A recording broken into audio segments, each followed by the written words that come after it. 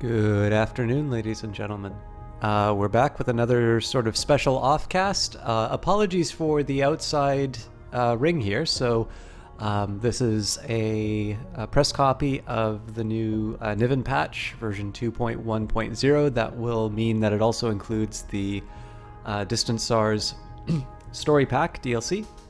So thank you very much to Paradox for a key, especially on such short notice. I don't know a lot about this expansion or this DLC. I think there's a couple of things that I can say. When I opened this on my Mac, there was a big there's like a notification.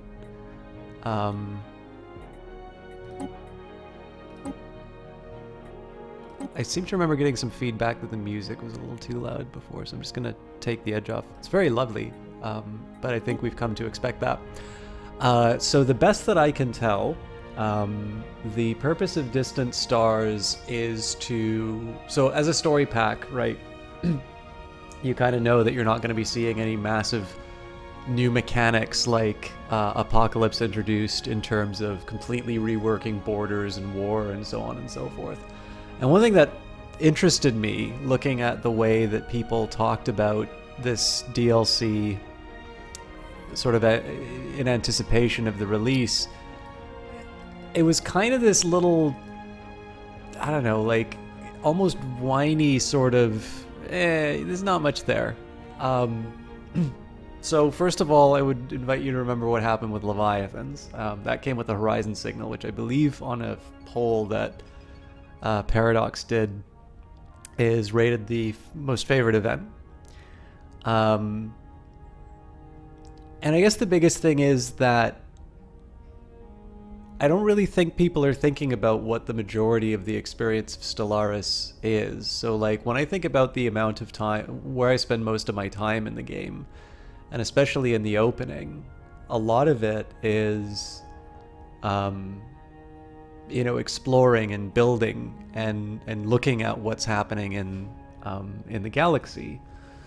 And I'll admit, like, it is getting to the point where I don't maybe read the anomalies so much because, I kind of know how they turn out. So from what I understand, they've totally reworked anomalies. I'm gonna have to go from memory. I thought there was gonna be a little blurb that came up to do my work for me, but so anomalies are reworked. There's more of them. There's a galaxy beautification project. There's new stars. Actually, you know what? The Stellaris Wiki should explain this. So yeah, new types of stars. The anomaly system is reworked in totally, not just in the sense that there's more of them. They've added new Leviathans. There's apparently a new form of space travel. So you know how you have wormholes and gateways. There is a new style which has some rather interesting strategic possibilities. We may not get that because this is a special sort of one-off cast for Sunday. And I think that's it. I think there's special solar systems that have been added as well. But the biggest thing is that it's easy to sort of thumb your nose at these dialogue boxes that pop up, but that is a really big part of the game for me. And so I actually think it's natural to sort of see why people might be a little I don't know, skeptical maybe isn't the right word, about the new DLC, because obviously there was such a large change in the form of Apocalypse. But I actually think that this is getting back to sort of one of those core things that they talked about at the very start of the game, which was the experience of exploration. So as usual, we will build a new species, and I always like to take the time. It's important to remember, especially when there's a press key or something like that. I mean, we're really close to release, so I expect not a lot's going to change. It's impossible not to, in my case as a camless caster, give voice to sort of my reasoning, and it's always nice at the beginning to sort of explain why I'm making particular decisions. But this also isn't really going to be a formal tutorial. But as usual, I like to make a new species. Won't do anything too major, but because it's a one-off, I'm actually going to take a chance to play something that I've wanted to for a while, and I've always gotten the feedback that people want something else. So let's take a look at some plant people to build. This is the Plantoids DLC.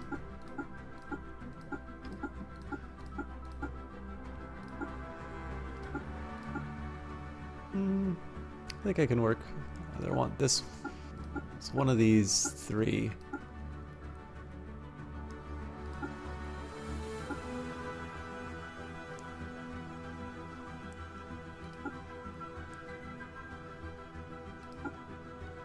This is.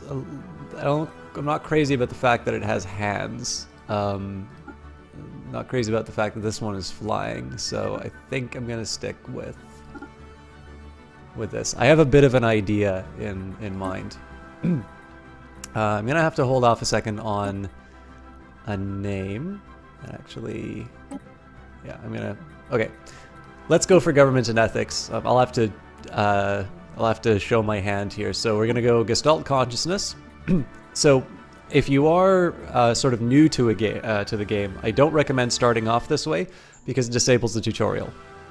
But if you have the Utopia or the Synthetic Dawn DLC, you have the options of the Hive Mind or the Machine Intelligence. Now, we played the Tecorus Matrix when the Machine Intelligence was introduced, but we haven't done a Hive Mind yet. So in this case, Hive Minds cannot research or build robot populations. No non-Hive Mind pops must be assimilated, enslaved, or purged, so you can't have diversity in a Hive Mind. You can genetically modify pops to become Hive Mind compatible. You cannot follow psionic or synthetic ascension paths. They grow fast, and they can sort of transfer themselves onto new systems at a lower cost. So hive minds operate as a single organism more than as a state. The population has no free will and act as an extension of the hive mind itself, much like the limbs of a body. When cut off from the mind, these drones become comatose and eventually wither and die. Any free individuals on planets owned by the mind are driven away, killed, or simply treated as prey to feed the collective.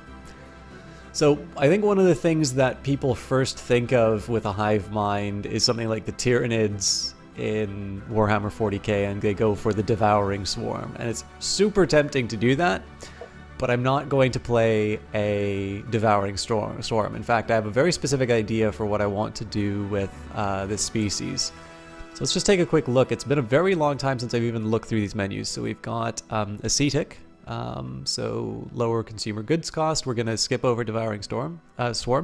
Divided attention, so more core sector systems. Natural neural network for research alternatives. One mind takes care not to let its drones diverge. So bonus Unity, which is a nice... I like Unity a lot. So pooled knowledge, which will improve leaders. Strength of legions makes them better.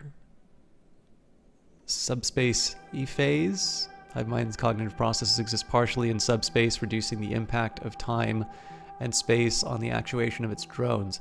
That's actually kind of interesting, because that lines up a little bit with what I had in mind. So let's say one mind, and we will go for subspace E-phase. There's a collective consciousness. This is the one thing here. I don't want this to be a malevolent hive mind. There's a few different ways that I can sort of think of this, but I'm gonna we'll see how it turns out in terms of its traits. So we've got our appearance. I always wind up. By the way, you'll notice there's a few new sounds with this DLC. I'm always bad at coming up with the name, but all right. Oh, and we need to come up with a home world for reasons that will be apparent fairly quickly. So, if you are building a species, and it's like, so if you're starting for the first time, I do recommend you build one of the first species, because one of the pre-built ones, just because it is something where you know, one, you want to take something that you're kind of interested in with a fun story or whatever, and you really want to sit down and learn the mechanics. So because otherwise you're going to just have so many different options sort of running in front of you. You're not necessarily going to know what's quote unquote good. They're all good. They're all interesting. And a lot more, the biggest rewards of this game usually come from just sort of building this giant space, the science fiction story. But it's really difficult to start a game like this and just see, oh, okay, I've got a nice big menu with lots of different options. I have no idea where to even begin with this. It's very easy to get discouraged if you start with something like this. Although it is a lot of fun to just, you know, build all these designs and such. So I do recommend that you at least kind of find your feet in terms of the mechanics of the game before building a species. But the way that I usually, if you do want to build a species, the way that I normally do it, I sometimes start with government and ethics, because I do tend to think about how sort of societies are organized and sort of work down from that. And one of the ideas that I have for this one is that basically this is a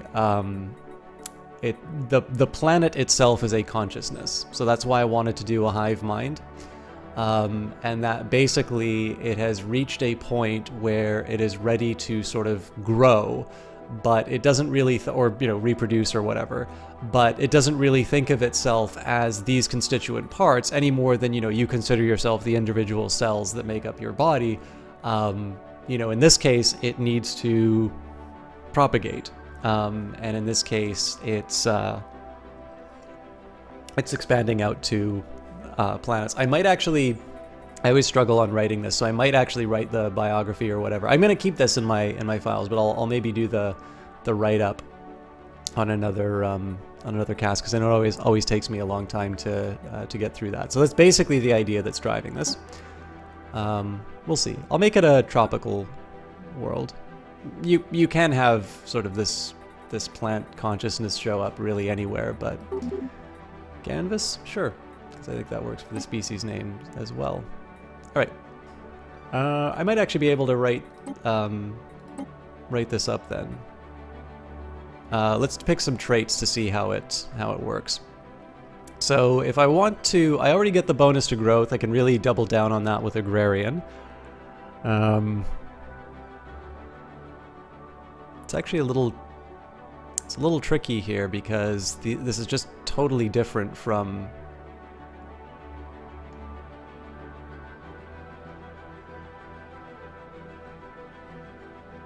actually this is an interesting idea. So we could say that they are conservationists. They could be repugnant. So it's a little bit like bees, where they're actually really great things, and I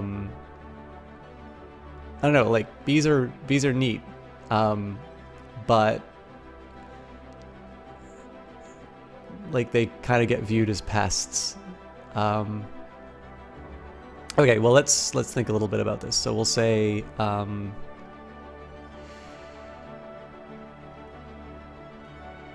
do like the idea of adaptive. So it wants to expand itself out. Now I could just leave it at that. I mean, if I say bees, it should be industrious, but I'm trying to avoid things like going forward industrious. Well,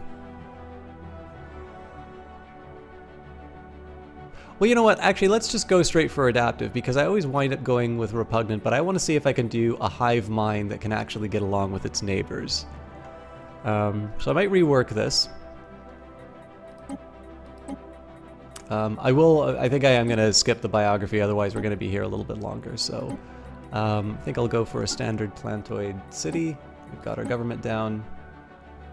What is a single voice compared to a magnificent chorus? Our collective is an island of warmth and harmony in a sea of discord. How cold and lonely it must be to face the darkness of space alone. The self is a prison from which only we have escaped. Kind of wonder how many people at Paradox participated in that recording session. Call it the Ganvius Hive. Yeah, we'll call it Ganvius. Actually, that's perfect, because like I said, I want this thing basically to be the planet, so... Good work, Paradox. You were of the same mind. Alright, so last thing we're going to do, we need to find a... We need to find an appropriate symbol for this consciousness.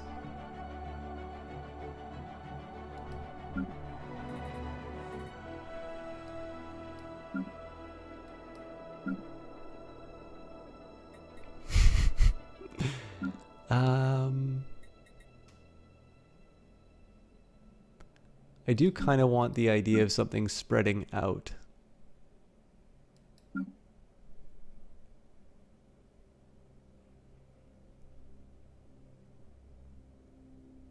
Well, the fractal's not bad. Yeah, let's go with the fractal. Okay. So, what else are we going to do? Flag. I'm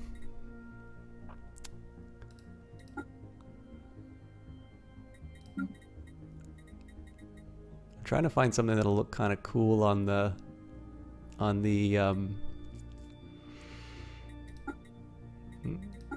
map.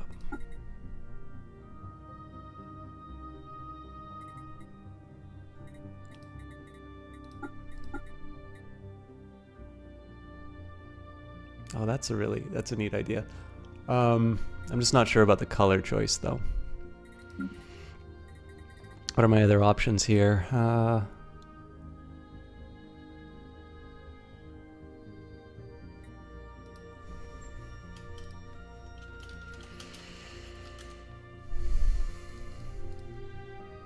Sorry, just one quick second. I have a small tool to slightly make me better.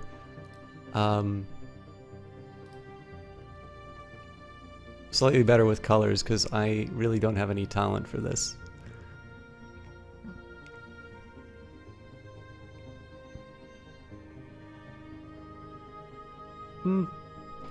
That's actually sort of saying the yellow would be okay.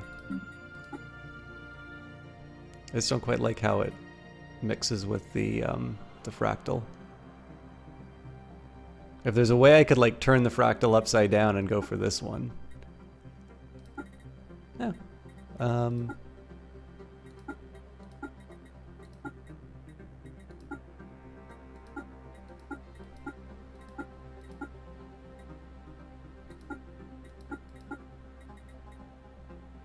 Yeah, we'll go with black. Okay, plantoid ship. This is the one part where I kind of let the fiction run ahead of me. So obviously this is a big metal ship. I sort of like the idea of this thing. I kind of imagine these as just having some biological equivalent to, you know, all of the other ones. But I mean, you have to make a game, and if you decide to make like species-specific weapons, then you need to rely on the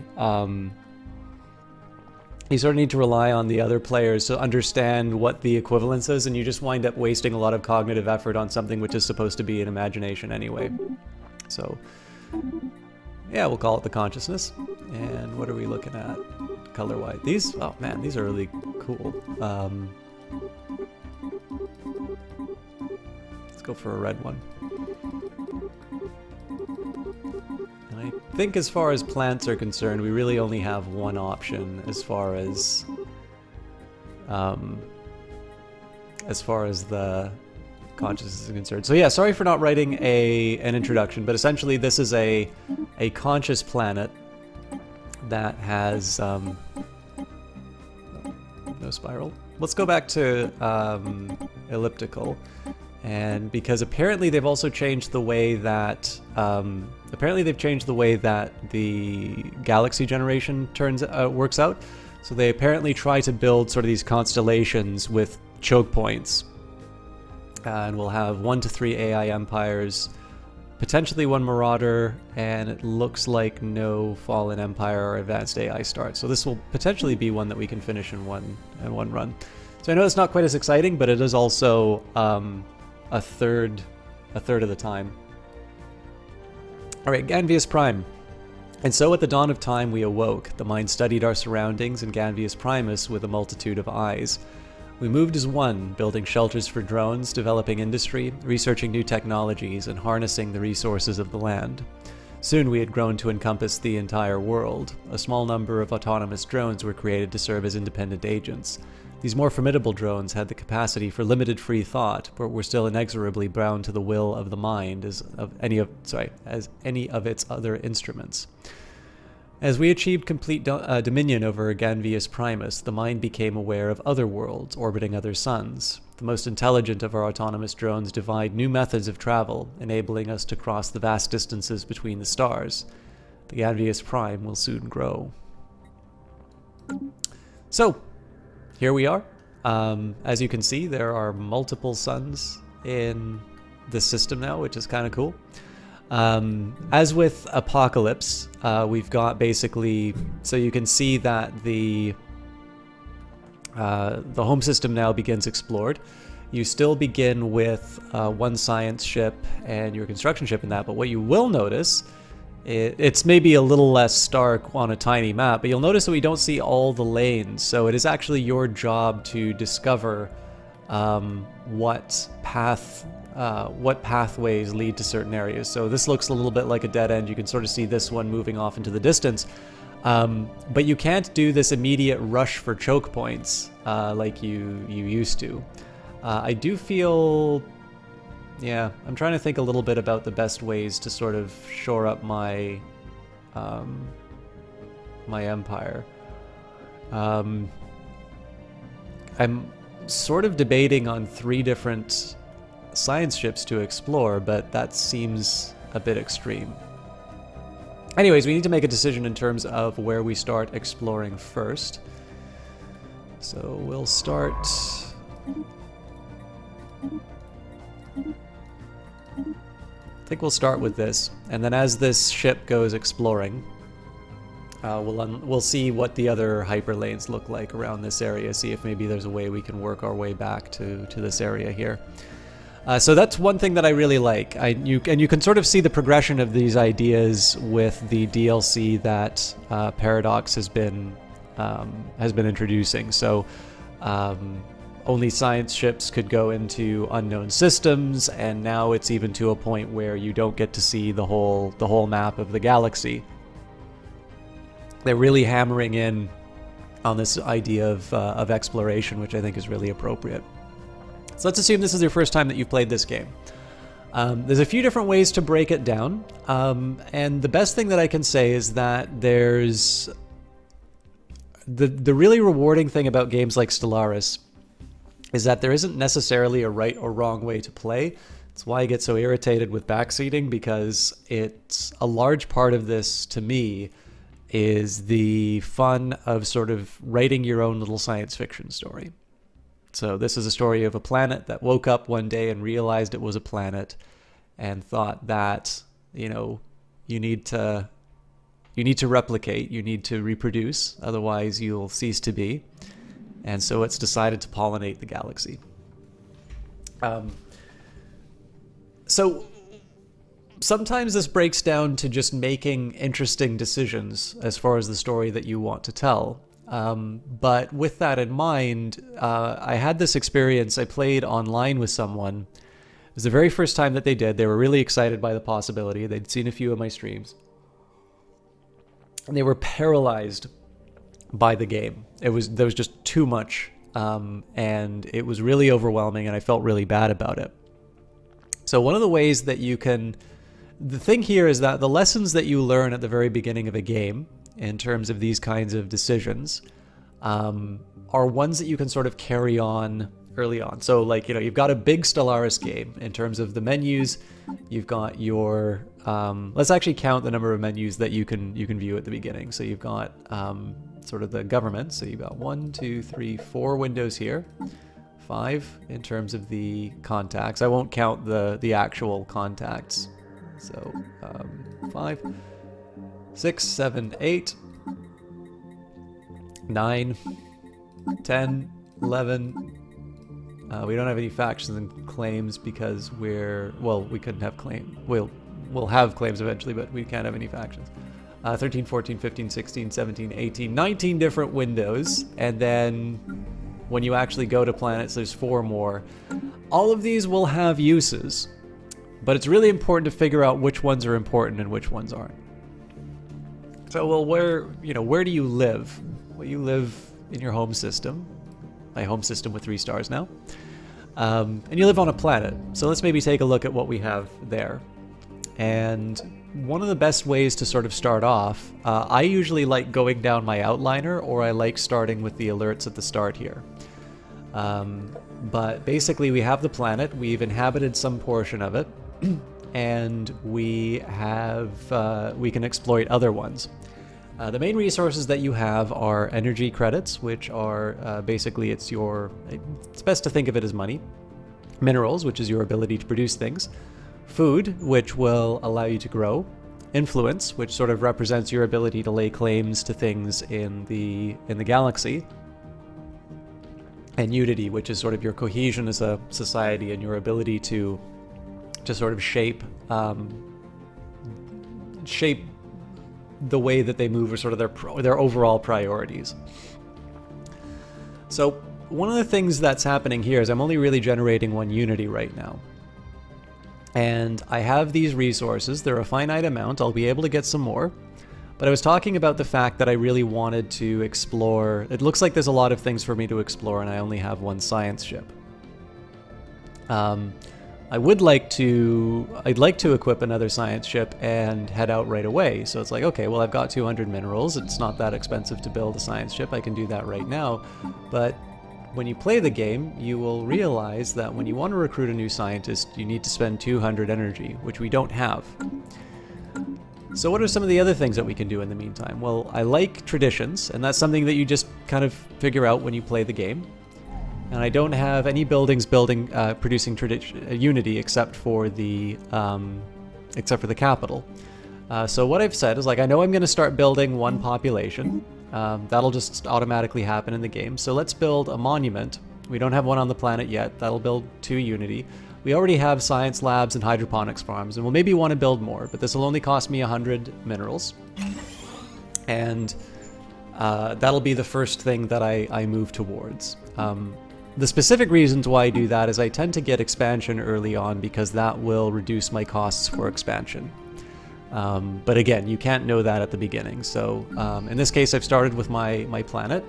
I don't quite see a reason to build any armies yet. I don't have anybody who's invading me, and I don't have any real reason to invade. I don't necessarily want to play a particularly warmongering consciousness. And if I want, I can try and do an edict like patrol drones, but what does that give me? Well, it gives me minus 50% to unrest, and I don't have any unrest, so there's really no reason for me to do that. I can take a look at my shipyard. I could build a resource reprocessor for 100 minerals. That'll be the last batch of minerals, and that'll give me 4 energy credits, which is rather tempting. I can compare that against some of the other things that I can buy in a minute. I can also use it to build ships, but as you can see here, I've already used some of my minerals to build up that monument. So I'll say, well, maybe I want to build something in my starbase. Here's my military fleet. Again, I mentioned that you can't really go into unknown areas without a fully crewed science ship, so we can't do anything about that. I've got my construction ship, so that's the other thing that I can use these minerals for. For instance, I could get 3 energy for 90 minerals. Of course, I can get 4 energy for 100 minerals, which is a slightly better ratio. Or alternatively, I could build a mine on Ganva 3A. And in that case, it's not as many resources, but it is the thing that allows me to build more of them. And I'm somewhat inclined towards doing that. And the main reason for this is that the more mineral resources I get, the more I'm going to be able to sort of build in the future. So even though it doesn't give me as much, I'm going to build on Ganva 3A. And what I'll probably wind up doing afterwards is, once I have 100 minerals, again, I'm not going to build on this energy segment here so much as I'm going to build the resource reprocessor at the for the next one. And again, that's just because when, like, if I had this one empty and this one empty, obviously it would be better for me to spend the same amount of resources to get the 3 per turn over 2 per turn. And then, of course, we already did our science ship at the very beginning. That's really what this DLC is trying to get people back to, is this opening stages in 2200. this first exploration out into the galaxy, and they're making it explicit through not showing you all the hyperlanes. Last and very important thing to do is to assign your research. The really important things the game will give you at the top of the menu. So in this case here, I'm going to look at the cost. So you can think of the cost is a little hard to get a grip of because, you know, you're like, okay, well, I got 8 physics research and I divide that into what? You don't really need to do that. You just, you know, the higher it is, the longer it will take. And in this case, this will improve my ability to get more physics anyway. So I'm like, okay, I'm okay with the new physics lab. This is a bit tempting here. These are all 500. So because they're all the equal cost, I'm taking a look at these and saying, well, what do I want to do? Building a new biolab means that I'm going to need to spend mineral resources to upgrade it. And that upgrade's I'm going to spend 90 minerals to get 1 extra society research. This is still a good upgrade to get down the road, but it's not the most important thing for me to get on the first turn because I'm going to be using all these mineral resources to exploit the resources I haven't gotten already. For instance, if there was a society indicator here rather than physics, I could spend 90 minerals to gain 2 physics research rather than the 1. I mean, you can make that argument about the physics lab here, except that it was the cheapest option. So then I say, okay, do I want additional population growth speed, or do I want additional monthly unity? Well, taking a look at the planet here, I'm going to be able to get another 4 food, which is fairly decent, and I already have a bonus towards my growth as a hive mind.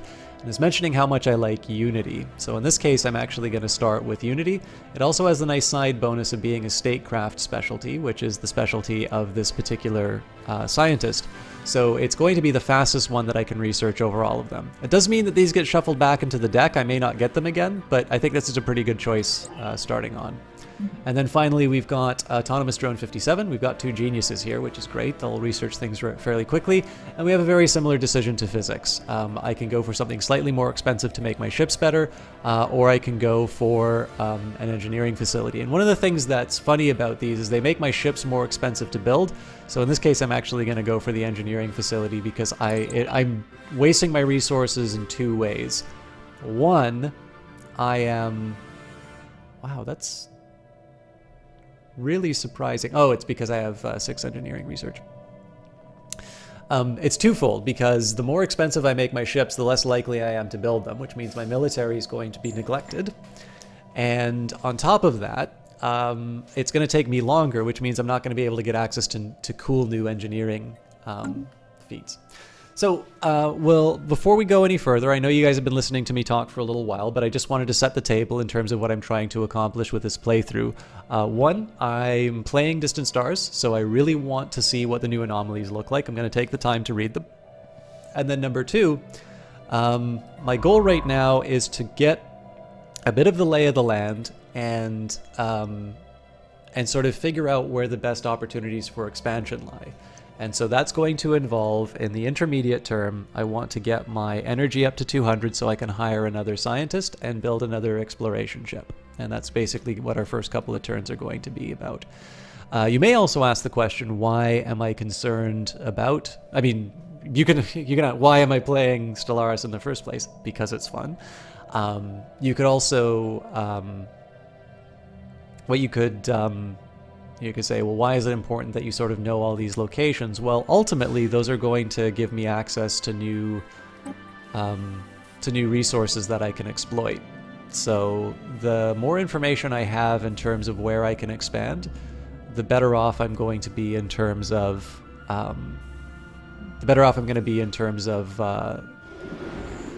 sort of figuring, planning for like the next couple of steps.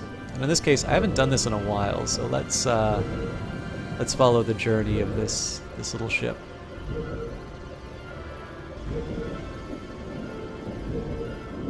Our construction is complete. Alright, the ISS builder vessel has completed the construction of a mining station in orbit of Ganva 3A. Now, I did mention that I was going to build a reprocessor after, so we can move that right away. I am on 2 speed. I've started doing that ever since Apocalypse because it has made... okay, this is going to be a bit of a change already. So, the science ship has discovered an anomaly. Now, if you've played Stellaris before, you'll know that this is actually quite different. It looks like this is an anomaly level 2. And it used to give you a failure risk. That's not true anymore. This is actually it gives you a research time. So it talks about relative difficulty. It is one level higher, and so it takes an additional 60 time units, so 60 days. So basically 2 more months to research. The level of an anomaly reflects the expected complexity of researching it. The assigned scientist's relative skill level determines how long it will take them to research the anomaly. Glowing webs of an unknown origin periodically illuminate the surface of Krodaka 4A. So we're actually going to turn around and start researching the anomaly.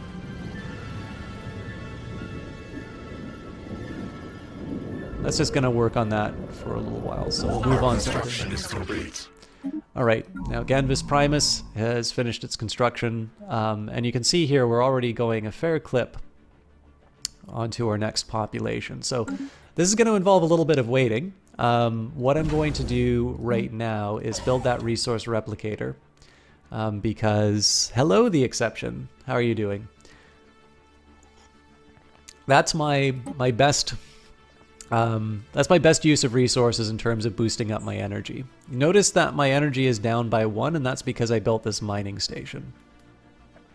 So next up, I am going to build an energy, a mining station for the energy here, but that'll be in a little while. So where you need to wait until this gets up to 90 to build another one, and of course we're also waiting until this gets up to 200.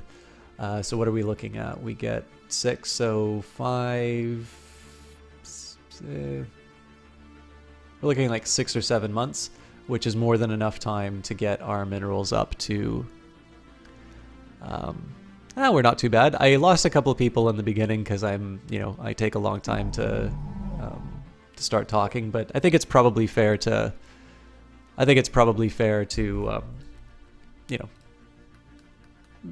Be clear that I take my time when starting off with these games.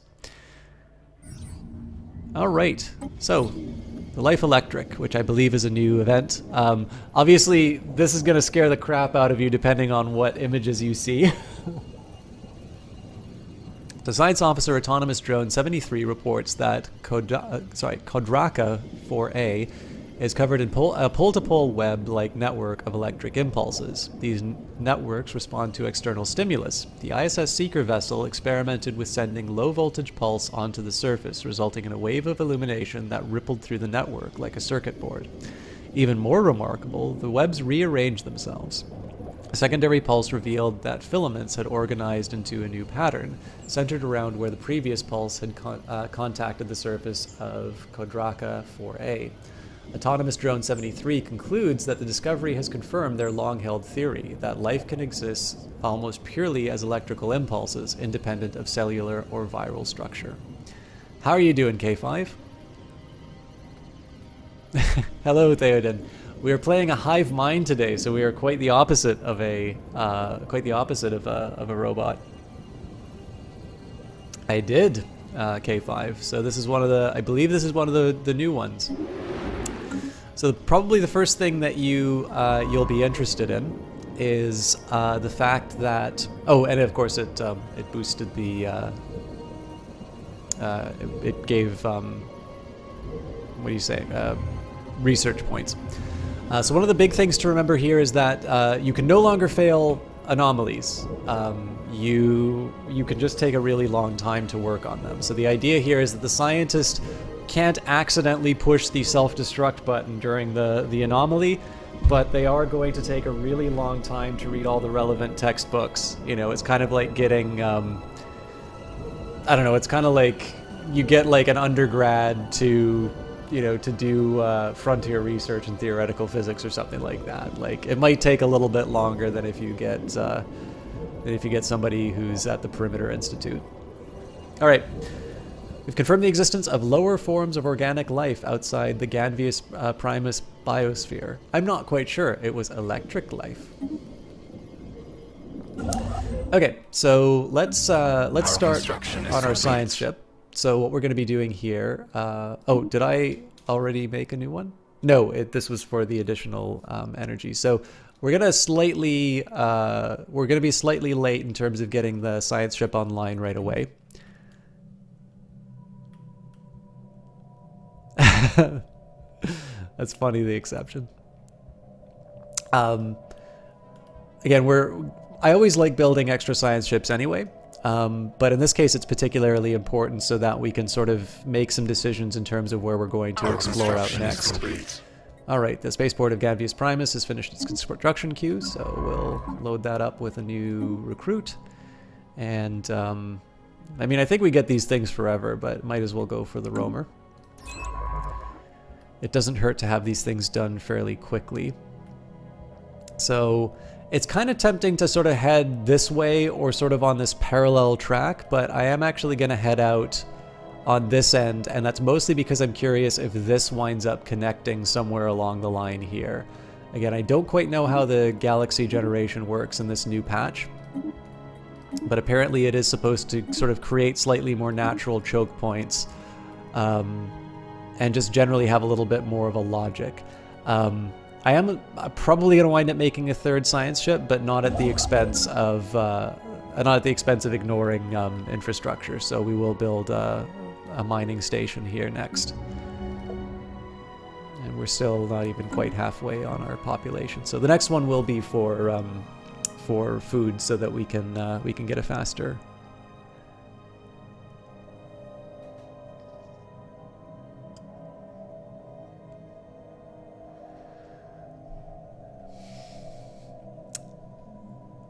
All right, so this is good news. One of the things, of course, that you look for... So we finished surveying the system. This isn't too exciting. It just gives us science, but of course it may unlock access to other parts of the galaxy available to us. Or sorry, it's other desirable areas to us. So for instance, if I want this sector, which of course is a bit of a gateway, I may decide that this is worth it. Also, I think because it's a... no, actually, I don't think a pulsar gives you special bonuses. I can't remember which buildings give you bonuses. I think if you're in a nebula, you can get some mineral resources. But anyways, I have been shirking a little bit. Let's build a new mining station just so we can get our energy up. Energy isn't that important at the beginning, except for hiring scientists and such. It's more of like a maintenance thing. But I do tend to find that I start running out of this surplus really quickly. So especially because it costs you 1 energy to expand out into these each of these areas every time you build an outpost. It'll cost you an energy per turn. So I do have a tendency to want to kind of start basically just have a positive number in the opening moves, keep it reasonably high so that I can have a nice sort of savings built up, and then I can sort of draw down on that when really good opportunities come up in terms of expansion. We have found an anomaly. Alright, a small rectangular object on the surface of this planet is deflecting all scanning beams like a mirror. Our sensors are unable to determine its material composition. So this is already a fairly tempting system to look at. We've got... the first two things that I looked at were energy and mineral. That's the mining station done. We've recovered artifacts from an ancient alien civilization on Halax 3. Incredibly, this civilization, which apparently referred to itself as the Cybrex, seems to have been made up of machines that were linked together in some sort of collective consciousness. So Theoden should be happy about this. The age of the artifacts indicate that they were active some 600,000 years ago. In this portion of the galaxy at least, but we have learned nothing of their exact origins. According to a partial data fragment that our scientists managed to extract from one of the artifacts, the Cybrex at some point launched a crusade to destroy all sapient organic life in the galaxy for reasons unknown. Our situation log is updated. So I didn't show you what the anomaly... You actually get to track the anomalies in the situation log now. But in this case, I'm reasonably happy with how everything's going. So we confirmed the first material traces of intelligent life on a foreign world. So this is going to be a very natural expansion choice just because it's a size 14 planet that I can inhabit. It'll be, I think, yellow habitability because it's a continental, not a not a tropical world. And one of the reasons why I'm holding off right now on expansion, so this is the important one. This is why I built that monument to begin with. It hasn't actually come online yet. We're still waiting on this thing to finish building. But you get these traditions, and what I've been doing most recently is I've been starting with expansion. Now, colony development speed increased by 50% is not that important for me right now. But, well, there are only two possible states of the hive, growth or death. But the one that I really like it for is, well, in this case, it's calling it amoebic synapses. But basically, the starbase influence cost is reduced by 10%, so the influence that you'll spend here to get more star systems, and then it's down. And then, of course, blot out the stars.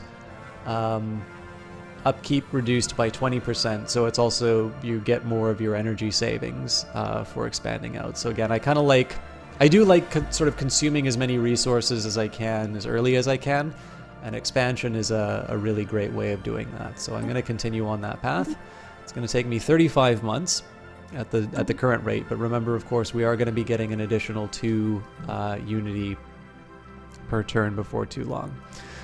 Now, one of the nice things about this, the reason why I'm not too worried about immediately sending my construction ship out to expand here and instead maybe doing something like building a research station on Ganva C2, is that the longer I hold off on doing this expansion, and especially because here it's not giving me any mineral resources, the more I save as far as influence is concerned. Now, if I wind up having a race with another species, that's actually going to be a small liability. But it's always a bit of a random draw. I don't know what direction the other species are, or indeed how many other species there are. So I'll probably wind up expanding before I get that perk. Life signs have been detected coming from inside the atmosphere of a gas giant. Could it indicate the presence of some kind of biosphere? Research. And the other thing to remember too, right? If you get like a 20% discount, if you build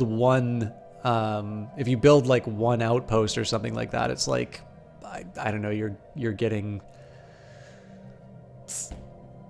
I should actually find out what it costs for expansion. 75. So I don't know, like the amount of influence that you save for waiting, like not expanding at all, I think is outweighed by the cost of not getting access to those resources. But I definitely go a little bit slower now because I'm interested in trying to maximize the use of that tradition. All right. While conducting surface scans of Sturil-1, Science Officer Autonomous Drone 55 and the crew of the ISS Seeker Vessel 2 discovered what appears to be an artificially carved slab of rock covered with alien writing. They have not detected any other signs of alien activity on the planet, and exactly how this mural came here is a mystery. We have prepared a special project to translate the text. Our situation log is updated. So, I'm not so good at this. In this case, I'm just gonna do straight up research project, and then we'll queue up our exploration again. I don't quite know how to interrupt the queue with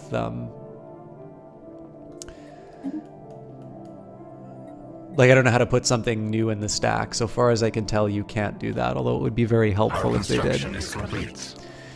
Okay, so now would be a good time for me to consider expanding out, but I'm going to do something a little unexpected, and in this case I'm actually going to build another science ship, because we'll be able to hire another scientist.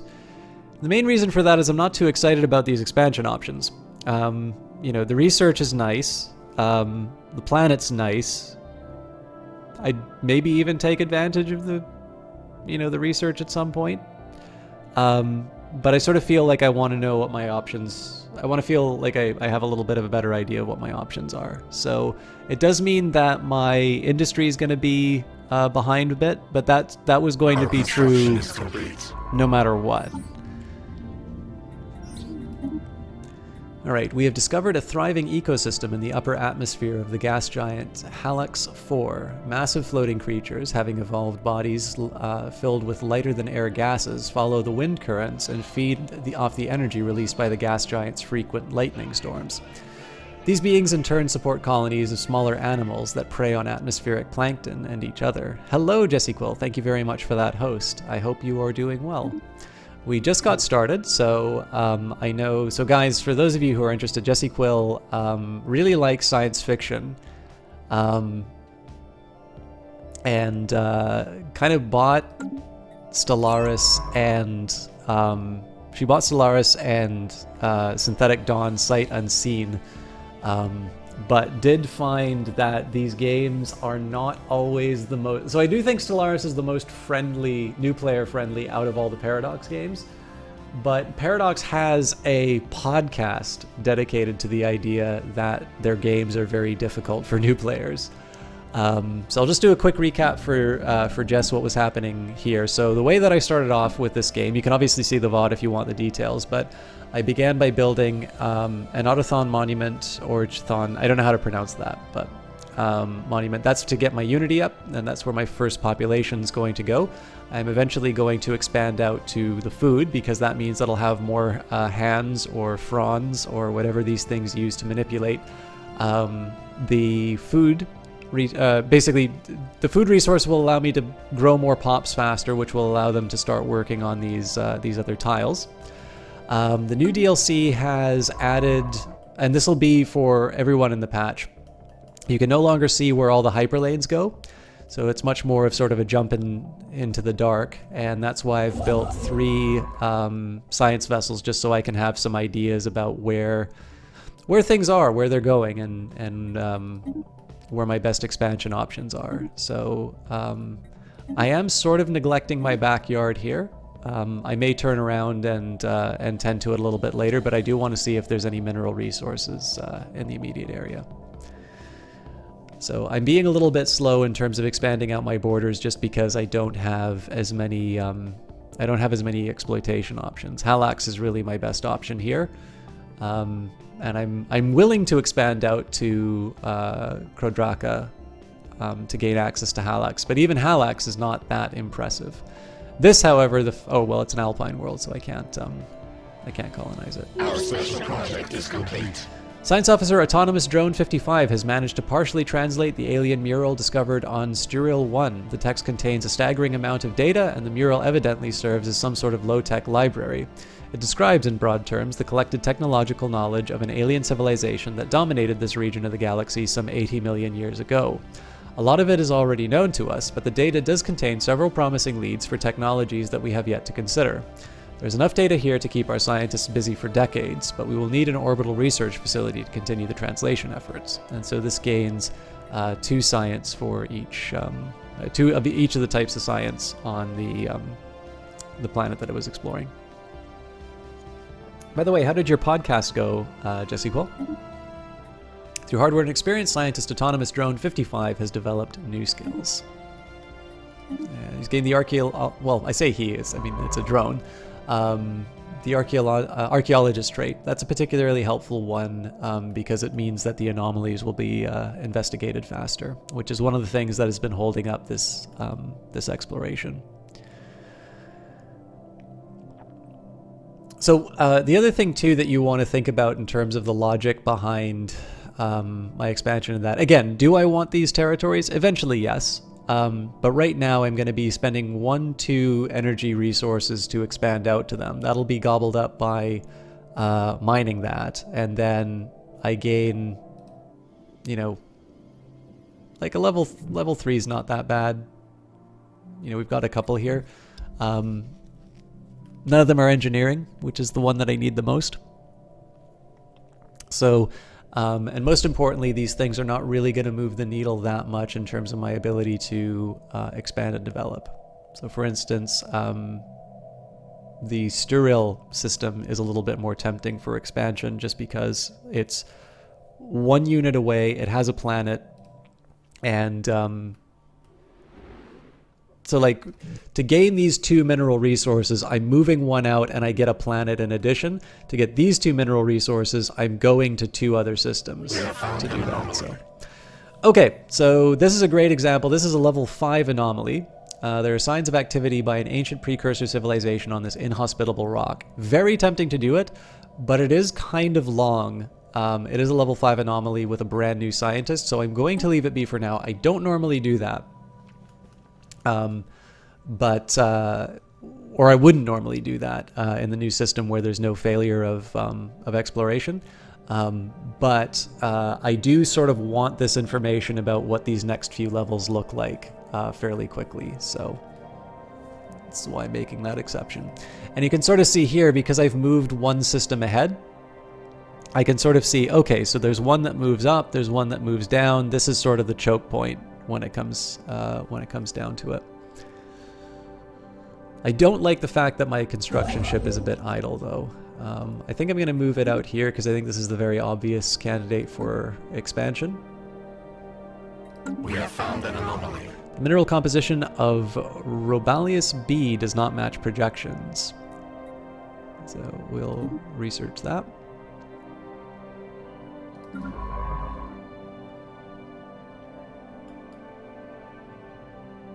So I have a feeling that these are probably going to link up. But we don't know. Technology conceived. All right, so we've got our new physics lab. I might even wind up upgrading it on the home planet just because I've got this big surplus of minerals, exploring the mediation of fundamental forces through subatomic particles. And again, we'll follow the same algorithm of, okay, well, I can get a blue laser, I can get improved deflectors. I don't really need to upgrade my military right now, though. In fact, I could actually be spending those I could be spending these extra resources up building some new fleets. So in this case, I'm going to go for the better power plant. And we don't have any physics labs to build up yet, so I am going to build a farm. And in this case, I think I'm going to knock out at least one ship. Let's make it a second one. Leviathan down. Thorough scans have revealed the cause of Robalius B1's odd metal composition. The planet is a crash site of a dozen massive spaceships, larger than anything that we could have imagined. Their construction dates back several million years. The materials will surely come in handy, so +3 minerals on that system. I'm still going to wind up going to Sturil for expansion. Let's just take a quick look at our traditions. We're 1 month away from getting a discount on... There we go. So as we were waiting, Starbase influence cost reduced by 10%. So, I mean, I get a whole 7 influence bonus for that. That wasn't exactly... Like, that's not earth-shaking, but I am going to get one with better mineral resources. So I'm not going to build on... Oh, that's no good. Science ship ISS Seeker Vessel 2 has encountered hostile alien vessels in the Echo Chromonia system and is attempting to evade them. We've encountered some alien vessel. They're the Alpha aliens. We should proceed with caution. Let's research those right away.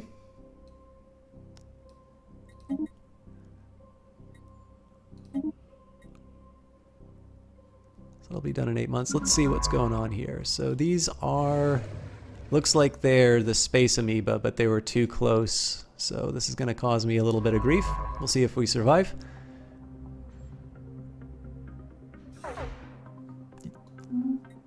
They got away. So next month we'll be able to build our first starbase. And again, I'm prioritizing mineral resources here just because, I mean, first of all, it's pretty good in terms of all these other, resources. Our construction is complete.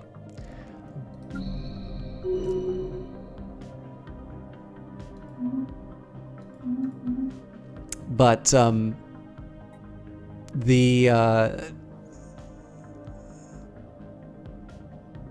sorry, what's the best way for me to put this? We have surveyed the system. There are signs of activity by... Oh, we've got... Okay, so it looks like this is a system with a ton of precursor activity. I'll probably get a ship to like double back and take care of this, but so I think what I'm going to wind up doing with Sturil, once this ship is done, once this ship is sort of done improving. Okay.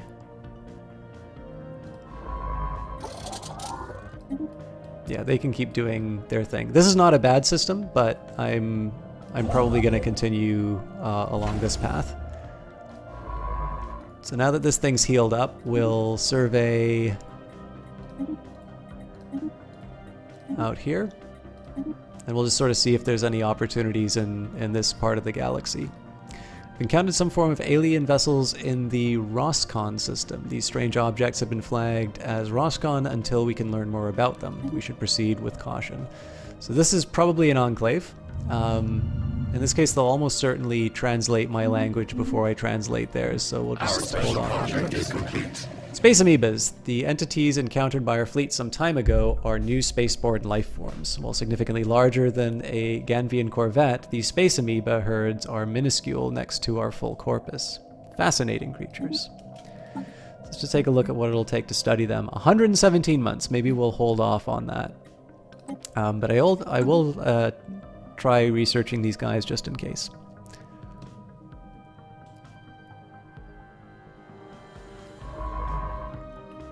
And again, I do want to double back and take care of these anomalies, but only after I have an idea in terms of expansion, because again, I am a little bit resource starved compared to where I'd normally be on a start like this. So I do want to find the best way to use this this influence and basically build myself into a better position. Also, I've been talking too much, so build a mining station. Ship sensors are picking up an unexplained pattern of interference in the Roscon system. So that one was a standard anomaly. Obviously, I'm willing to take care of that. One thing that I really do like with the so it tells you, you'll notice that the icons are a little bit different. So they use Roman numerals to indicate the level of both the anomaly and the scientist. But again, in these cases here, like where previously you had to kind of like click on a science ship and see what was going on, you can kind of have a little bit of a planner. This is just a nice little touch to make life a little bit easier, because again, We have found an anomaly. a lot of the experience of Stellaris really is about the the exploration and the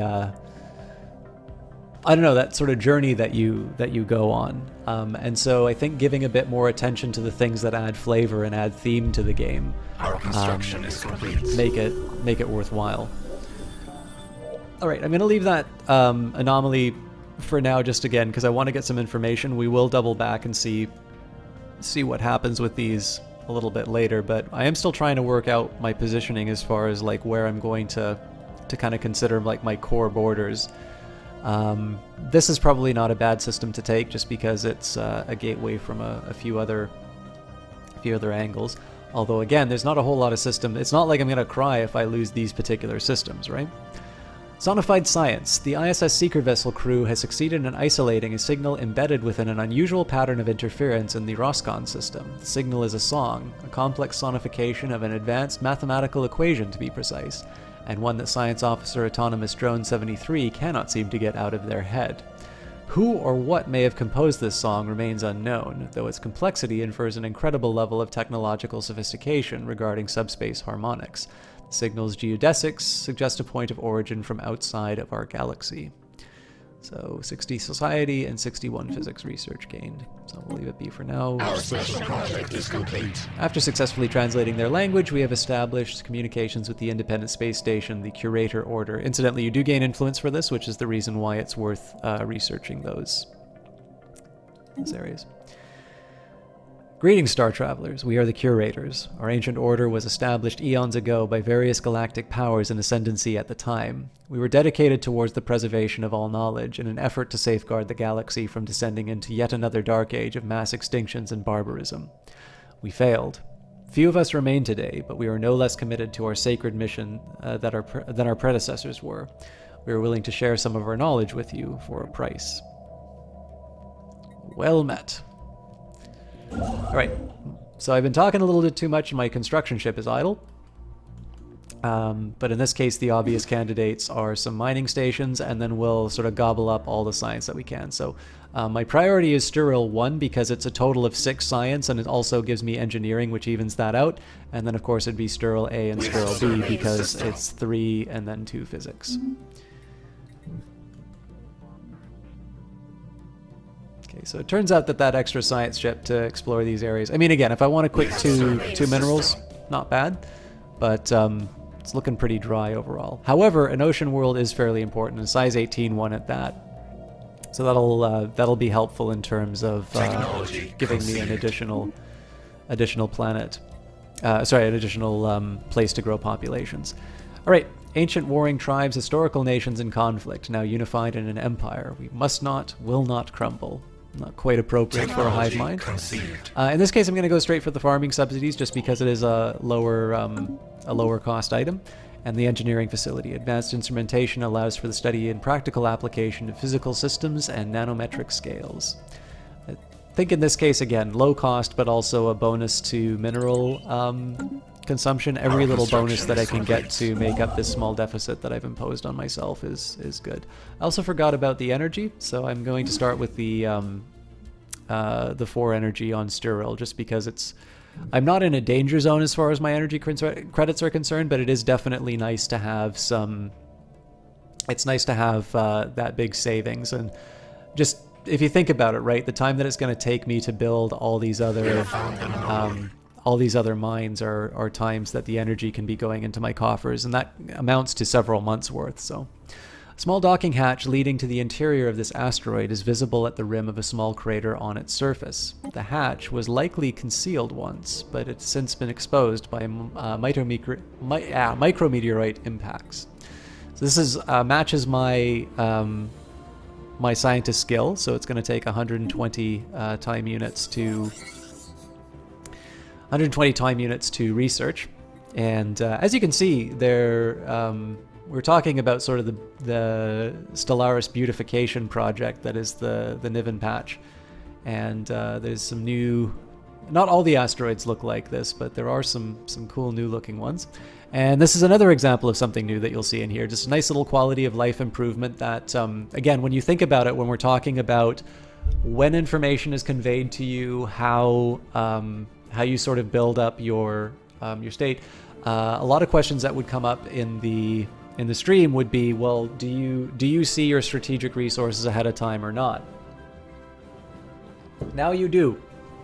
During its survey of Spiram 5, the ISS Seeker Vessel 2 discovered large deposits of various rare terraforming gases. With a steady supply of these gases, the process of terraforming planets would become less costly. While we do not yet possess the means to extract this resource, we should seriously consider establishing control over the system for future exploitation.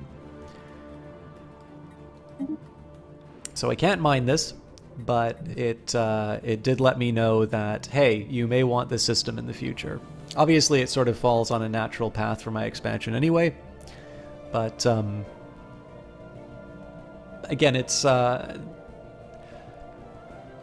did talk a little bit again about the reaction on the forums to this story pack, and I don't know, I really do like things like. I guess the biggest thing I can say, especially after Apocalypse, I'm actually quite happy with sort of the core experience of Stellaris, right?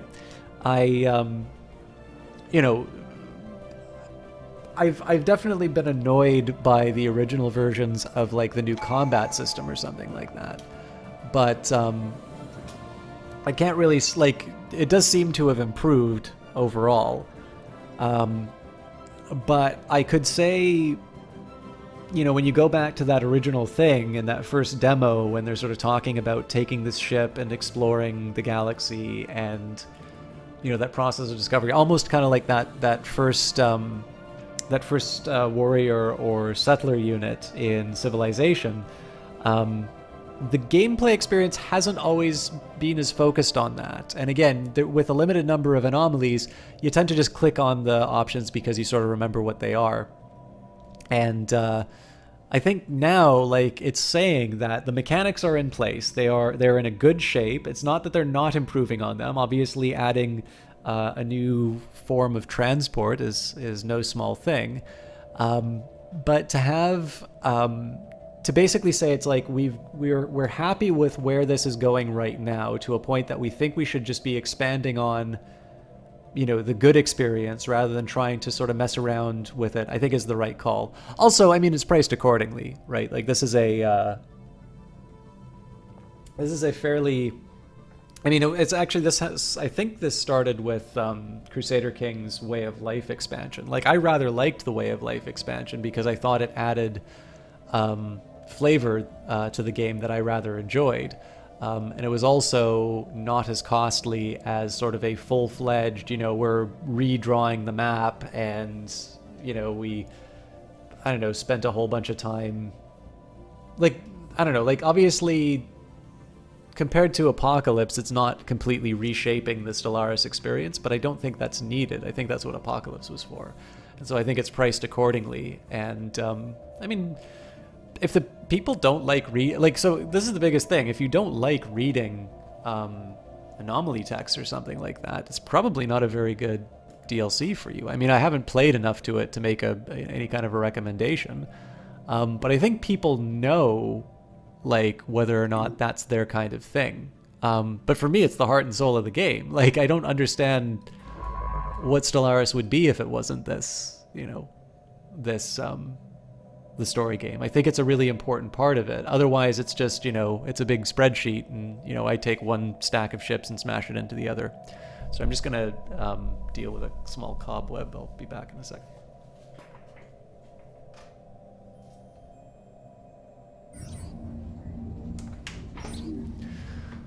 A large portion of asteroid A947 has been hollowed out to allow for the construction of some kind of shipyard. It has been abandoned and exposed to the vacuum of space for centuries. If anything useful remained, it has already been looted by previous explorers. The design of the shipyard itself is unique, however, and potentially could be learned by its study. Hello, Astral Seer. I am well. Yourself? Yeah, well, that's just it. Like, if people don't... Oh, God, I forgot. I was supposed to deal with this tradition. So I think we're going to go for... I mean, I do feel like I'm going to be colonizing a planet sooner rather than later, but I think I am going to go for blot out the stars. Yeah, so Secret AC, I think, like, if you... Like, obviously it's not my place to tell people how to play Stellaris. If, you know, if they really don't enjoy... seeing the events that pop up, I'm not going to convince them. You know, I'm not going to convince them of the superiority of that way of playing. Obviously, you know, anybody who buys the game will be, you know, is entitled to enjoy it in whatever way they want. But I don't know, like it's almost like it's like buying a math textbook, but only looking at the graphs, like not reading the formulas or something like that. Okay, so this is some fairly important information. You can sort of see the plan of having multiple ships exploring, sort of turning out this way. So we sort of see how these two areas are connected now. This is not a particularly defensible area, it looks like. It also looks like this is a dead end. But that doesn't quite make sense. So either these connect this way, or this just sort of is isolated on its own. What I think I'm going to wind up doing with this drone here, I'm going to explore... I'm going to explore the connection up to Koldax.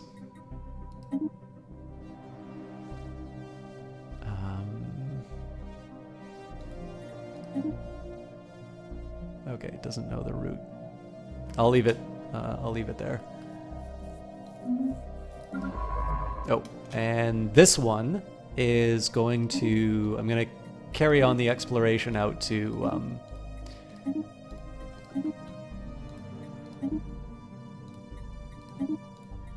I'll probably regret this pathing because I may actually want to follow this... I may actually want to follow... like along this way instead.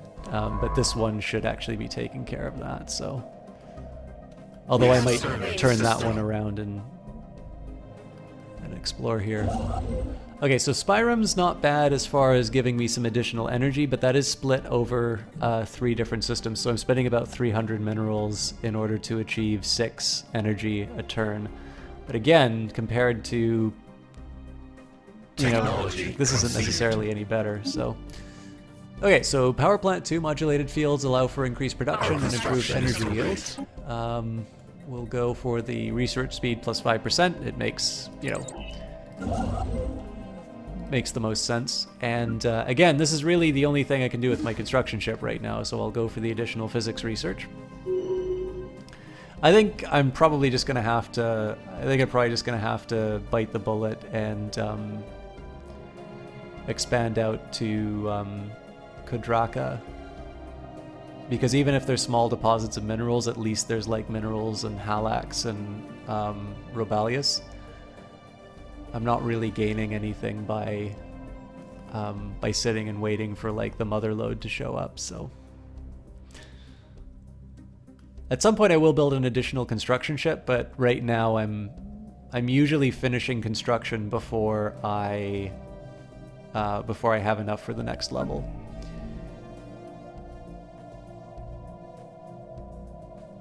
And because I'm short on minerals, I'm actually going to get rid of the collapsed burrows. So the reason for this is because it's 2 minerals rather than the 1. So what my priorities are probably going to be is to clear this. I'm then going to clear the additional food tile. So we'll get the new pops working on the minerals and food, and then I can worry about the 1 tile here. Basically, I want to make the most of the resources that I have. Okay, so I'm not going to exploit this system because this is going to get replaced when I colonize it. There's a significant... Unusual readings suggest that there may be more to this desolate world than meets the eye.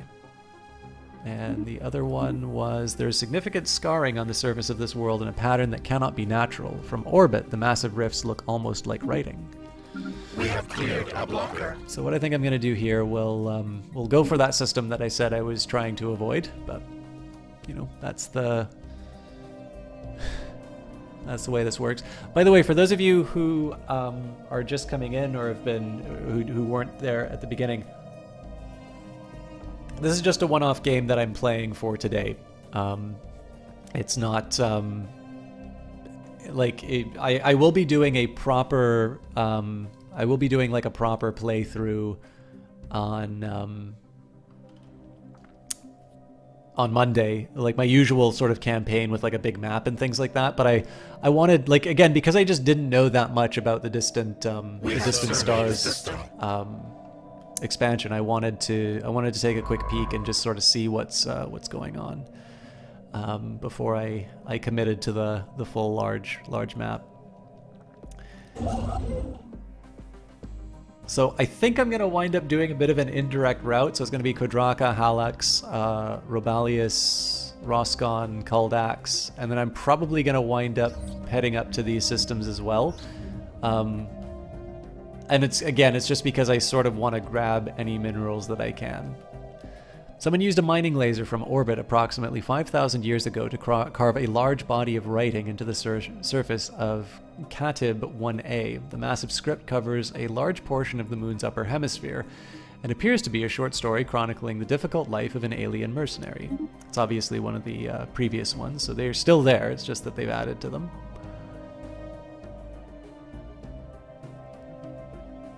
And I think I'm going to build a second construction ship. Doesn't mean I'm always going to use it, but I'm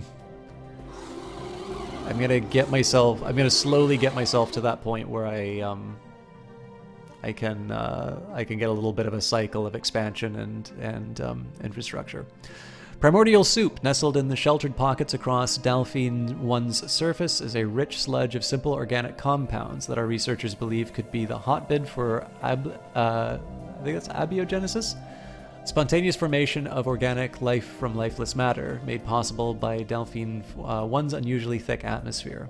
Although the planet presents a unique opportunity to study what could be the early stages of the origin of life, it would be best to set our expectations low, as it may still be millions of years before life evolves naturally on Delphine 1, if at all. And that's up there. Again, not a ton of engineering opportunities. What is interesting is that our mineral deposits happen to sort of fall along a path that does get me to engineering areas. So that's why I'm going to be focused a little bit on expanding to this area first. And we're starting to get a little bit of an idea of construction is complete. my neck of the woods. It's I'm not gonna lie, it's gonna be a little tricky to defend. Probably. Ooh.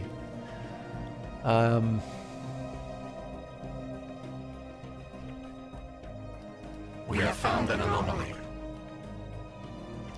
Massive storms are visible in the upper atmosphere of this gas giant. It might be worth the effort to study them in more detail. So I think, like, a base here is a good defensive position. Could probably put, like, a base here.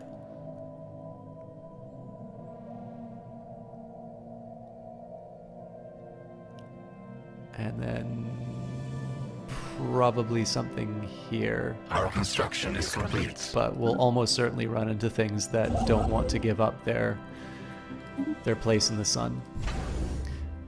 So I'm not quite at a state where I can I'm not quite at a state where I can say, okay, well, there's going to be 2 ships just constantly cycling through, but I did want to get out to that point where I'm building mining platforms on a fairly regular basis in each system. So basically, when I have the spare minerals, I'll build a research station on Cadraka. But the priority is going to be these mineral extractors. Extreme storms. Catlib 6 frequently experiences massive and extremely violent storm systems in its atmosphere. Several dozen persistent storms are visible from orbit, with winds often reaching speeds in excess of 700 meters a second. The cause of these storms is not immediately apparent, as we have found nothing of interest in the planet's climate model that would explain them. Our scientists are interested in studying this anomaly.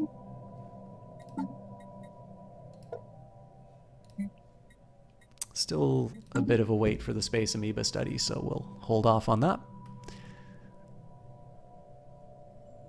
Obviously, we're doing very well with physics research. Obviously, there's a question that I could ask of myself. It's like, well, you know, should I be building all these research platforms on physics research when I'm already so far ahead? I don't see there being much point in, like, hobbling your research so you can be even with the other two. Obviously, I'm going to have a big engineering deficit for a while, which is probably going to be felt in my military. Sorry, I'm on my headphone cord.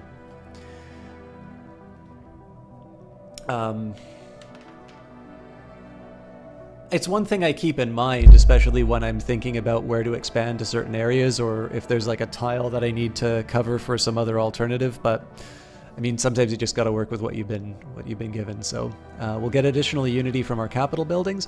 What I'll probably go to next is the spawning frenzy for the additional pop, and that'll be the point where I start setting aside some minerals to colonize the continental world.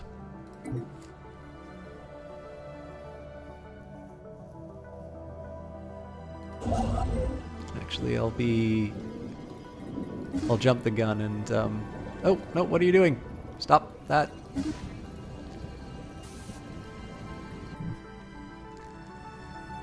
I didn't realize I forgot to queue it up. I was wondering why I had the extra minerals.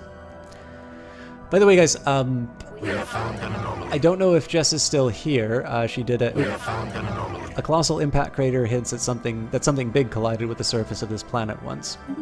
Our construction is And complete. an abandoned ship has been left to drift aimlessly above this planet. The massive sails protruding from its hull suggest that it relied on solar power to function. Alright, a lot of activity, so we will hover over the minerals to exploit them. But yeah, so we've got Technology Jessica conceived. came in a little bit earlier. She's been doing The Walking Dead recently for St. Jude, and she does a lot of mental health, either writing or talking. And I believe she did a podcast earlier. I wasn't 100% on the details of it, and I definitely slept in this morning, so I didn't get a chance to catch it. But I can give a quick shout out right now. She is making an effort with Stellaris, but I don't believe we'll be casting it, although hopefully maybe one point we'll be able to do a co-cast. And she really is somebody, she helps me quite a bit in terms of moderating. She's been a big supporter of the cast, even when I really did not have a lot of people watching, and I was doing Crusader Kings on a 512K modem. She was somebody who really encouraged me to sort of talk through my thought process on a game, because at least she found it interesting, and so it is something that sort of informed how I have been broadcasting. On top of that, we have got K5RTO, who at least was here a little bit earlier, but K5 is somebody who does Stellaris, and I don't know if he will be playing the Distant Stars DLC that will be coming out this Tuesday. But definitely somebody who plays a lot more science fiction games than I do. A very friendly guy, and somebody who has offered Stellaris multiplayer, and it's something I need to take him up on when I can find the time. But another really friendly caster who's actually relatively new to the community here. But when I say community, my stream. But definitely a couple of people you should check out. Jess, definitely, if you like the commentary, or you just generally like being able to discuss games and what makes them interesting. She's definitely very sharp and a very worthwhile caster who's been very supportive of others throughout her entire time on Twitch. And K5 is definitely a very friendly, while he's a newer caster, is definitely somebody who has held up his end of broadcasting. If you can chip on that, it's a very interesting style, talking through casting. My voice is amazing, and talking through my thoughts make it excellent to lurk in. I really appreciate that, Astral Seer. There's a very important rule that I set for myself. I'll just get the game going while I explain this. Thought before action. Our mind will evolve to ever greater heights. So we get a 5% research bonus, which is good. And I think we'll go for the automated exploration protocols. I'm still probably going to want to control my science ships, but it does give me that important 25% survey speed, so I'm going to be able to make decisions a little bit faster. So I used to moderate for a stream. Well, it was a stream team. Is basically it was. I moderated for a streamer, but part of the job involved evaluating streamers for a stream team. Even though I was somewhat new to the cast myself, and it's difficult. I definitely feel that impulse of wanting to get feedback fairly constantly throughout the broadcast. But the really important thing is that people watch Twitch channels to be entertained. They aren't there to teach you how to cast. So it's sometimes, like, for me, it's a good cast if there's a fairly healthy number of people, or at least people who've seen the thing before and have come back, or people who stumbled onto the stream and became interested. They, that's good news. But because you don't see that activity in chat, sometimes, if you are somebody prone to self-doubt, it's always like, oh God, it's not going really well. But again, it's not chat's job to entertain you. It's your job to entertain chat. So I really do appreciate stuff like that, Astral Seer. I mean, it's natural. I like sharing games like this, and I don't necessarily think so. There's two ways I think you can do a game like Stellaris, at least for me, because I don't do a face cam. One would be to describe my thought process. And I found I enjoyed doing that in Crusader Kings, and sort of describing what I'm thinking while I play the game. That's also why I really like Cultist Simulator. The other way, of course, would be to go heavy on the science fiction and to really live your species, but I don't think I'm quite creative enough for that. So I rely on explaining why I'm deciding what I'm deciding. And it's a large mineral-rich asteroid collided with 7 at some point during the previous 1,000 years in what must have been a major impact event. An abundance of minerals can now be found on the planet in the vicinity of the impact crater. So one of the nice little side effects of that is I think it's made me a little bit better at the games that I play. I don't really... So it's not like when I play a game like... Our construction is complete.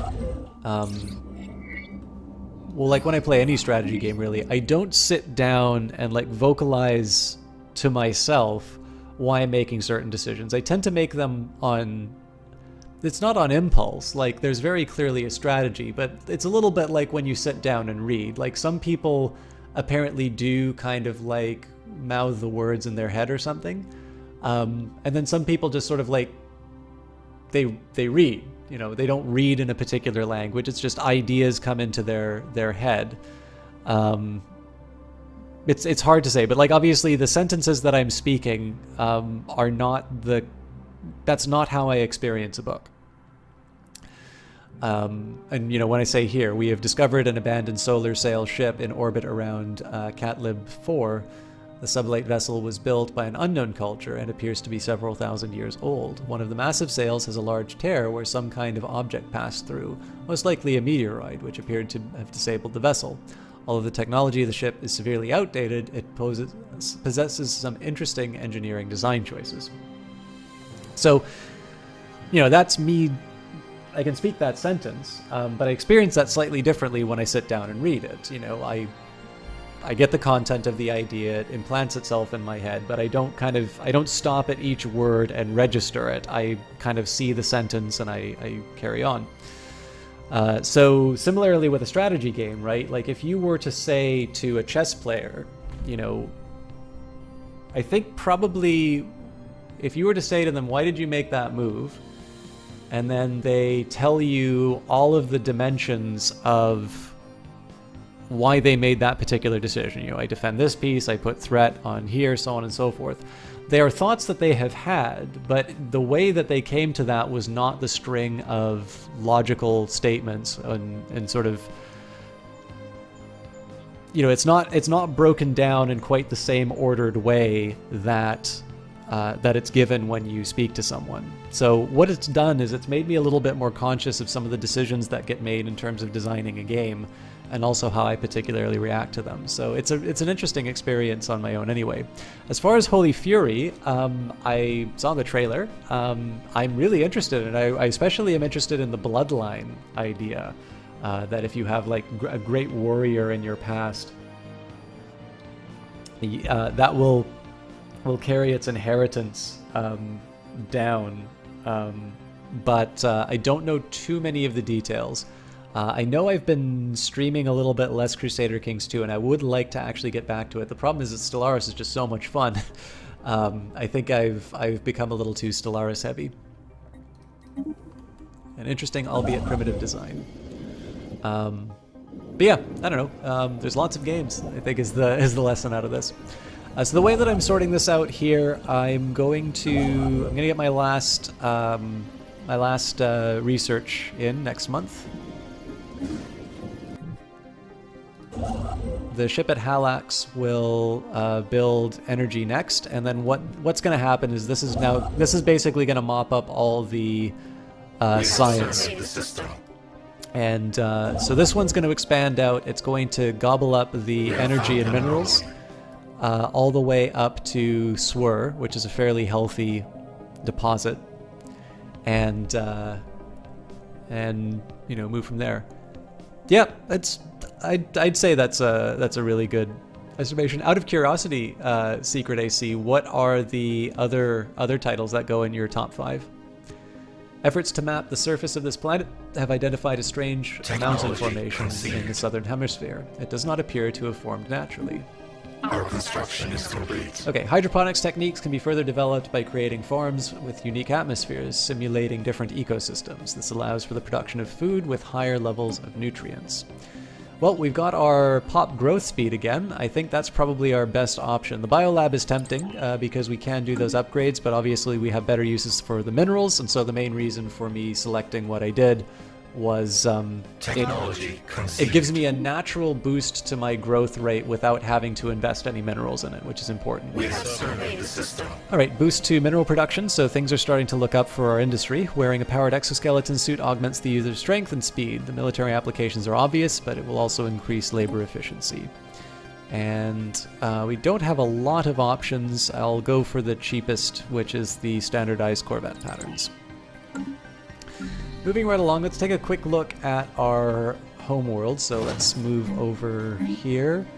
I need to make sure that my construction ships aren't idle, so build a mining station. We'll set this guy up. We'll set him up on the social research, just that's because it's a bit of a laggard. And let's build a mining platform. What was previously thought to be assorted mountains in the southern hemisphere of Rimdur 3 have been identified as massive skeletal remains of a single colossal alien life form. The bones have been dated as 3.4 billion years old, but our scientists have ruled out that Rimdur 3 could have supported life on that scale at any point in the planet's history. Science Officer Autonomous Drone 55 has prepared a special research project to further delve into this mystery. Our situation log is updated. We'll research that. This is a bit of a dead end, but it doesn't hurt to see whether or not this is worth colonizing right away. Looks like that's a dead end too, but I am going to pursue it just because I'm interested. And this actually gives me a little bit of an opportunity as well, so I'm going to take...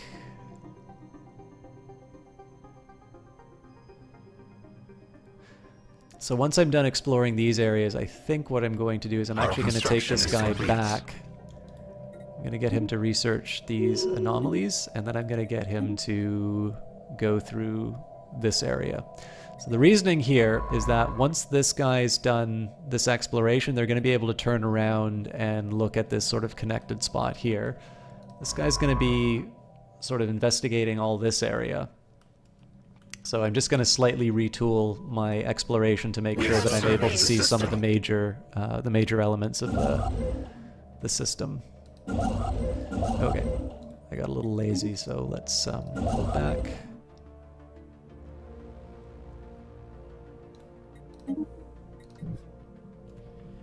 Again, I don't quite have the mineral production to be able to sustain 2 construction ships working all the time, which is a little annoying to me. I probably shouldn't have done it that way. But you never really know when you're quite going to hit that. You never quite know when you're going to hit that point. So, I mean, I made my decision. I'm living with it. Our continued studies of the massive skeletal remains on Rimdur 3 have managed to shed some light on how the creature ended up on the planet. There are very faint residual energy readings that indicate some kind of dimensional portal existed briefly towards the rear of the skeleton. Science Officer Autonomous Drone 55 theorizes that the creature passed through this gateway from another dimension, only to quickly perish in the hostile environment of Rimdur 3. Why it did this and where it came from are questions that may never be answered. So this gives us a physics bonus as well as some extra experience for our researcher. And in the meantime, we're just going to hang out on Halax 4, waiting to build our research station. We should be able to do that next month. I am somewhat neglecting my navy. I'm not quite sure if hive minds have pirates. Ooh, the sensor profile of a mid-sized vessel was briefly detected inside the upper atmosphere of this gas giant. You know what? I think I am gonna do the research on Rimdur just because it is a dead end. Right now, this and Civ 6 for newer games, and you're still a Super Nintendo guy yourself. Yeah, I mean, the classics are classics for a reason. I've actually had a little bit of difficulty with getting into Civ 6, but I also think it's because I've been more pressed for time, and Stellaris has taken up quite a bit of my my attention. So my plan was, I have a long weekend right now, but then Distant Stars kind of dropped on me. I think during some time off, I'm actually going to sit down and properly learn Civ 6, because I really love that series, and I have a feeling that once I actually take time to get to terms with how they change the game, I'll rather enjoy it. Notice, by the way, quietly our surplus of energy has gone away. This is just because we've been building out. We haven't really had a lot of energy opportunities.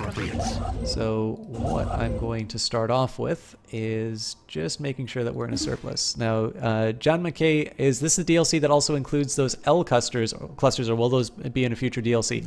I believe the L, is it called L clusters? The new network that is in this DLC. I believe it is the DLC, not the patch. So you do need to buy it to gain access to it, I think. Technology. The official word on the wiki is discover hidden traces of an ancient gateway network, unlocking a sealed path to a constellation outside our own galaxy. But is the door hiding something out or keeping something in? But I haven't encountered it in this game yet. I did do it on a little trial run that I was doing before the stream on my laptop. So yes, this is the short answer to your question is Distant Stars will have the new navigation network. An advanced AI will aid science officers in their task to explore strange new worlds, to seek out new life and new civilizations, to boldly go where no Blorg has gone before. The science ship will be able to explore the galaxy with the help of an AI. And I've got two... Our construction is I think I'll go... I kind of wanted to do the fusion reactor, but I'm actually going to get the energy grid. And the reason for that is I may wind up getting the Unity bonus from building grids. And I get my answer as to whether or not hive minds get space piracy. Rare genetic mutation present in a small number of drones has allowed them to partly sever their connection to the mind without being rendered comatose. As these rogue drones would perish if they ventured too far from the mind's influence, they have established a lair in the Shinnok system near our borders. From there, they intend to sustain themselves by living as pirates, using their small fleet of crewed spacecraft to raid our space. They must be dealt with. Fortunately, they're close, so...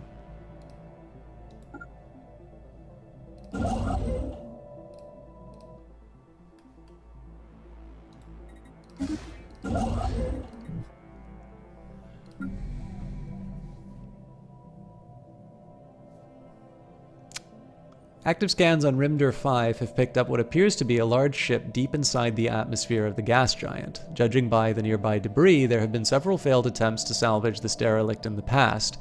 Any ship strong enough to withstand such crushing gravity must be a magnificent prize, and Science Officer Autonomous Drone 55 has proposed to salvage the project of our own.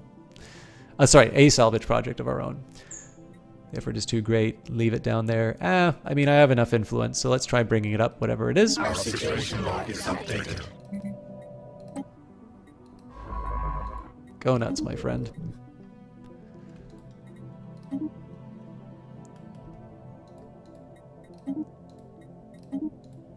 I'm sure there'll be like another anomaly to stop me from following through on this plan, but... Alright, still wait. Actually, I can build on Halex, although it is going to gobble up some more of my energy resources. Astral Seer, also looking forward to Planetfall, mainly because you and your best friend are big Age of Wonders fans. I quite like the game as well. One challenge that I've had with it is... I think the first one I played was... Ooh, Jesus. We're not strong enough to take this thing on, and I don't have an Admiral. I really blew this.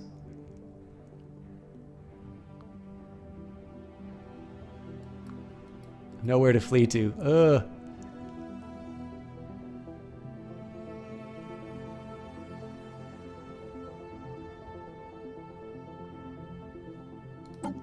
That was a huge mistake on my part.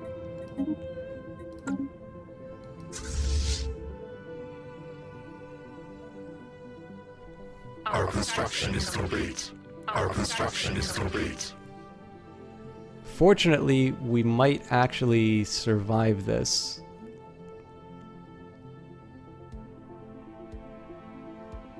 But I'm definitely going to need to... I'm going to pay for it in other ways. We have found an anomaly. The impressive structures litter a small area on the surface of Hemteres 4A. Practically begging for some archaeological work. Okay, so first thing we're going to do is heal up that fleet. I'm tempted to cancel the expansion, but... And the attempt from Science Officer Autonomous Drone 55 to salvage the derelict ship from the atmosphere of Rimdur 5 was a failure. The gas giant's heavy gravity disabled the engines of one of our engineering tugs, which then collided with the derelict. Several lives were lost, and the ancient vessel was pushed even deeper into the atmosphere beyond our reach. But he got some experience for his failure. But yeah, so Age of Wonders, the first one that I played was really unique, and I never really played anything quite like it. So I think the later ones have had this difficulty of trying to live up to this really big first impression. I think I actually played the first one, and then I played number 3, but I quite like it, and I've never done it on cast though. We have found an anomaly. LK-1238 periodically spews an alarming eclectic mix of particles and radiation into the void. Okay.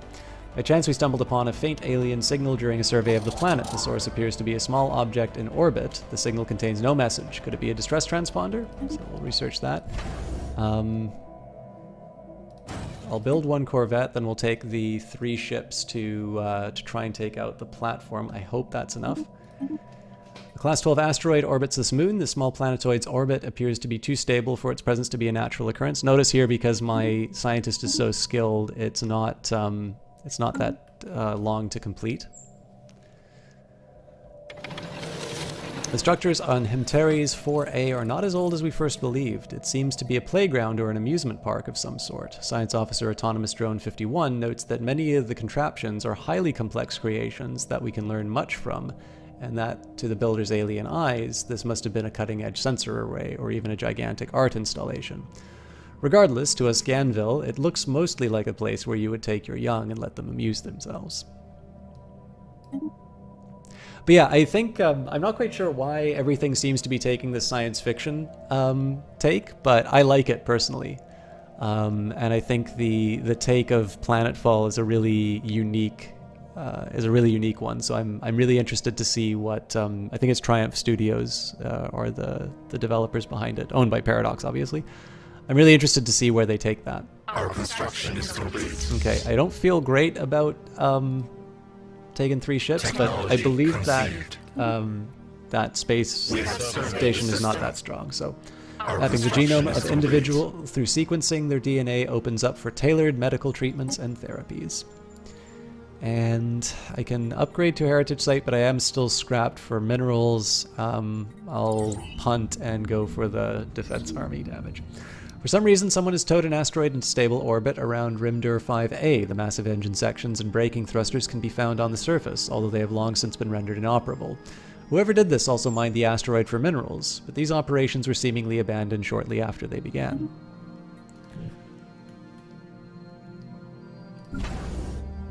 Okay, as much as I hate doing this, I am going to take the time to build up another corvette. The mummified remains of a single individual belonging to a previously unknown mammalian species have been found drifting in high orbit over Elor-2. The being is dressed in what appears to be a flight suit complete with a helmet, and may be a fighter pilot that ejected into some ancient battle only to be forgotten and left behind.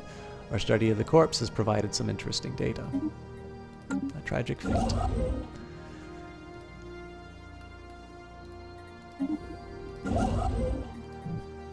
I've got the construction ships in position, but again, I want to get my navy back in decent shape. So I think this is new in that. I forgot. That was almost 2 times. So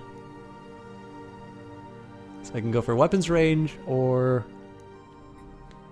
yeah, we'll go for the range.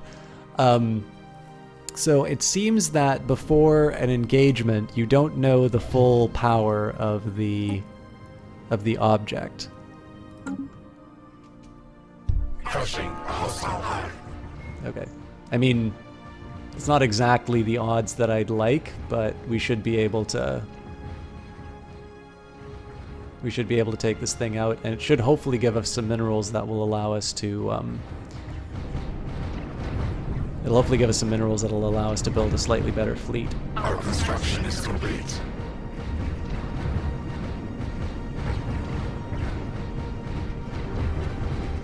Obviously, the other one that I'm interested that was announced at PDXCon was Imperator Rome. Oddly enough, people who like strategy games seem to be kind of into Rome stuff. So, in the meantime, let's get a little more mining. Okay, so one of the ships has disengaged, but we should still be able to seal the deal.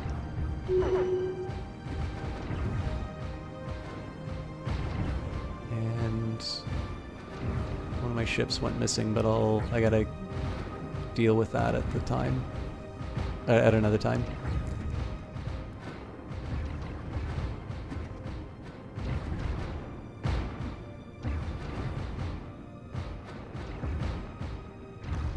Okay, mercifully we survived.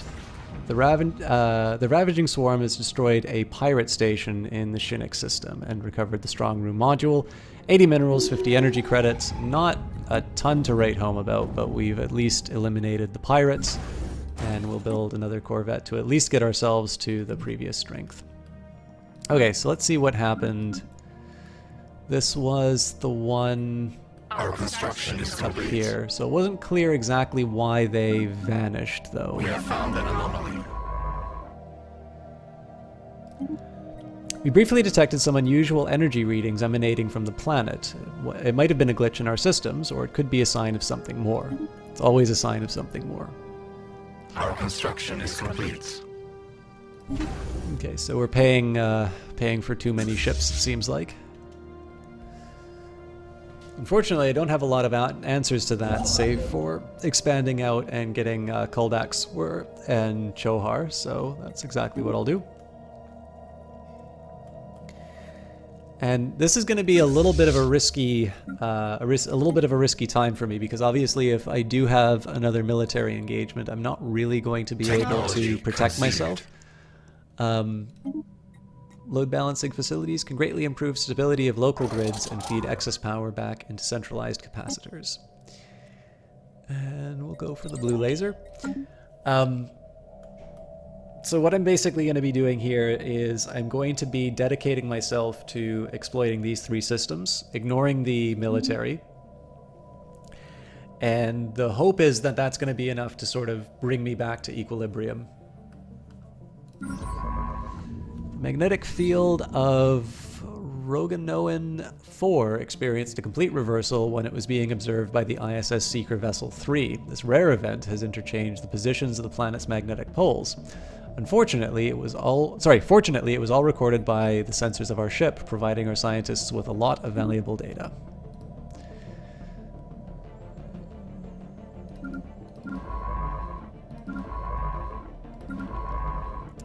So I think I'll ignore whatever exploration I was going to do up here, because this guy will still be able to handle it. And I'll instead, I'll do a... I think I am going to do my my tour of the anomalies, and then we'll...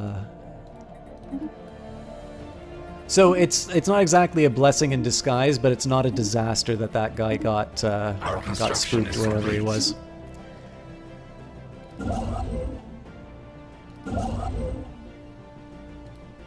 So in this case, I am going to go into deficit and build for the minerals. That's just basically so I can continue...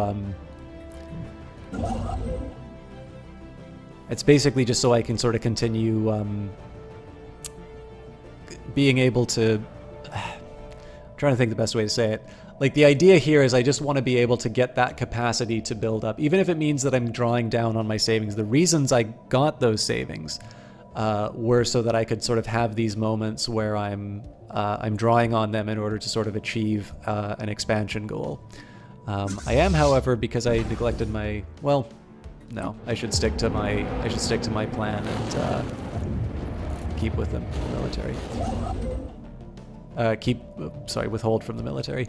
The ISS Seeker Vessel 2 finds a disturbing tangle of technology hidden in a deep crater on the asteroid's surface. Evidently, someone has, with rather simple means, managed to stabilize a one-way wormhole, and Science Officer Autonomous Drone 55 quickly asserts that the asteroid is the exit point. The other end opens up somewhere in uncharted space some light years away from a black hole, and small quantities of dark matter are leaking, being siphoned through the wormhole. Whoever set this up seems to have abandoned the operation. So, dark matter deposit.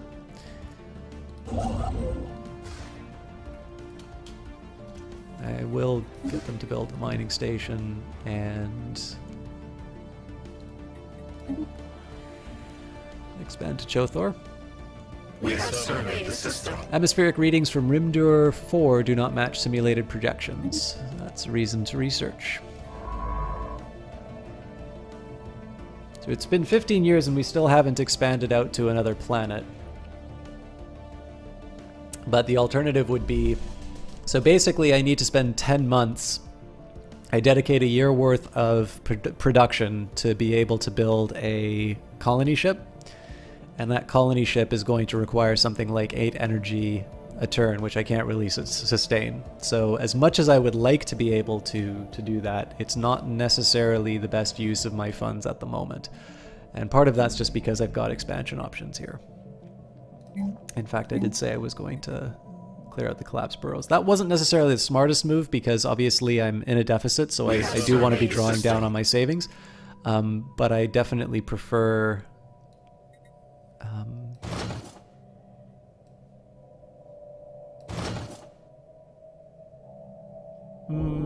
I guess I'm okay with them working the social research, but I think what I'm going to do is I'm going to reorganize it so that this guy's working on the food and this guy's going to work the mineral. Immense ragged plains of shadow drift across Rimdur 4's face. They are cast not by clouds, but by sheets of organic material drifting through the upper layers of the atmosphere, hinged, or rather jointed, to allow for a small degree of articulation. Through the... Science Officer Autonomous Drone 55 is as yet unwilling to say whether these are flora or fauna, or what possible purpose, if any, their elaborate shadow casting might serve. So, if I felt I was short on social research, I know I can move out here. Ancient Cybrex base, the hostile and unforgiving world of Shinnok 2 was home to what once appears to have been a large Cybrex base. Nothing remains of it now aside from scattered debris and a large crater. We will have to investigate the site and the base more closely if we are to learn more. Our situation log is updated. Alright, so I think what we'll do research the anomalies in both, and then I'll just research the projects on my way back. So one of the things that's nice about the new anomaly system, sort of after running through this a little bit, old things like the Cybrex base where like you had to wait until you had a level 5 scientist and then you'd have to like fly across the galaxy again to get it.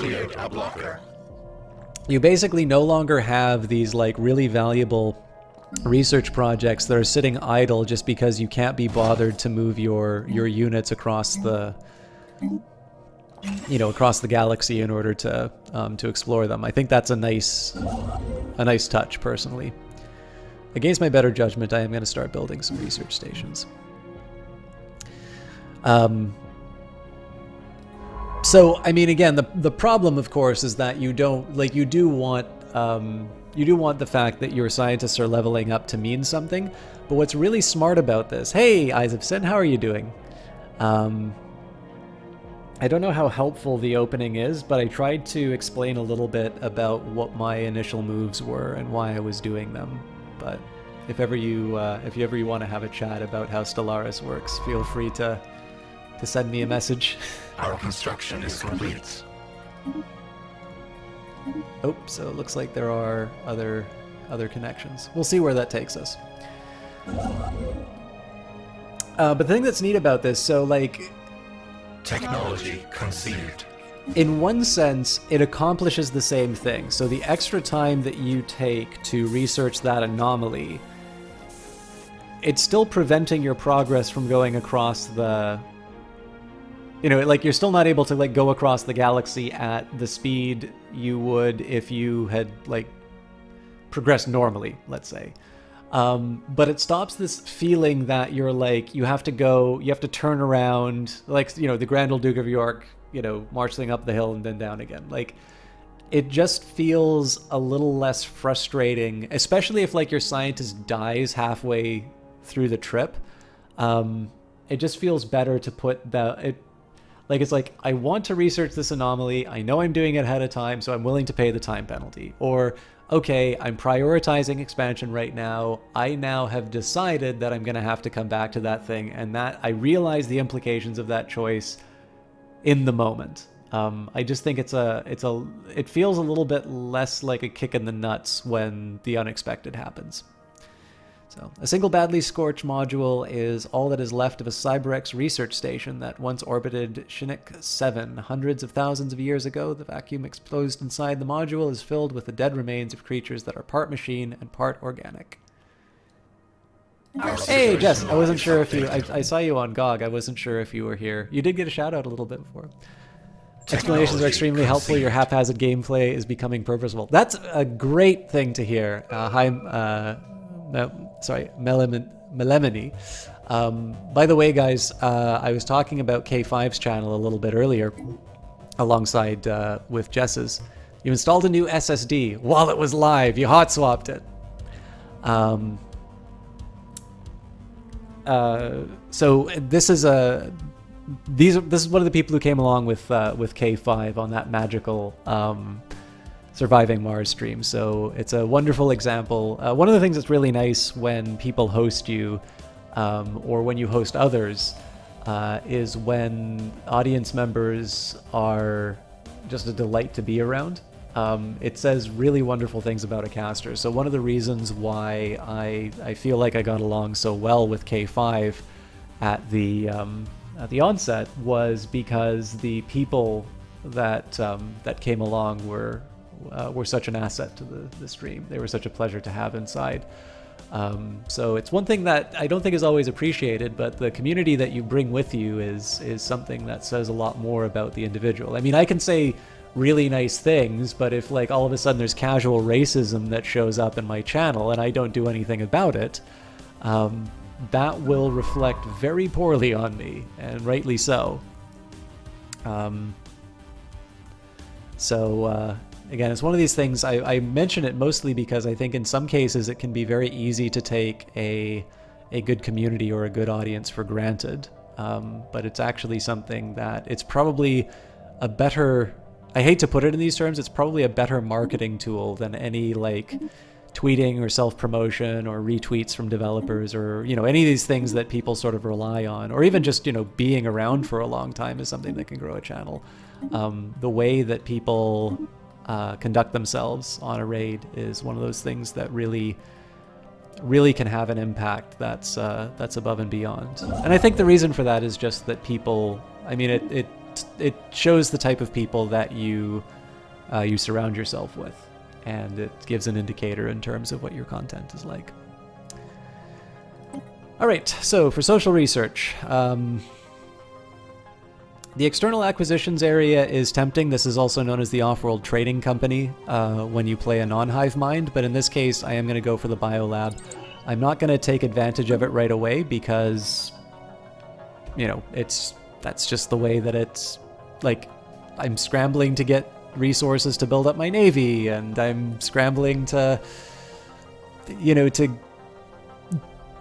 fill out all these borders. I'm kind of lucky that we don't have any other aliens in the area right now, so hopefully there won't be something that crushes me when they finally encounter me, but it's just one of these things where I need to choose where my priorities are. But at some point I am going to want to upgrade my labs, and it is going to be a biolab that I upgrade. I don't have any other science labs at the moment, so.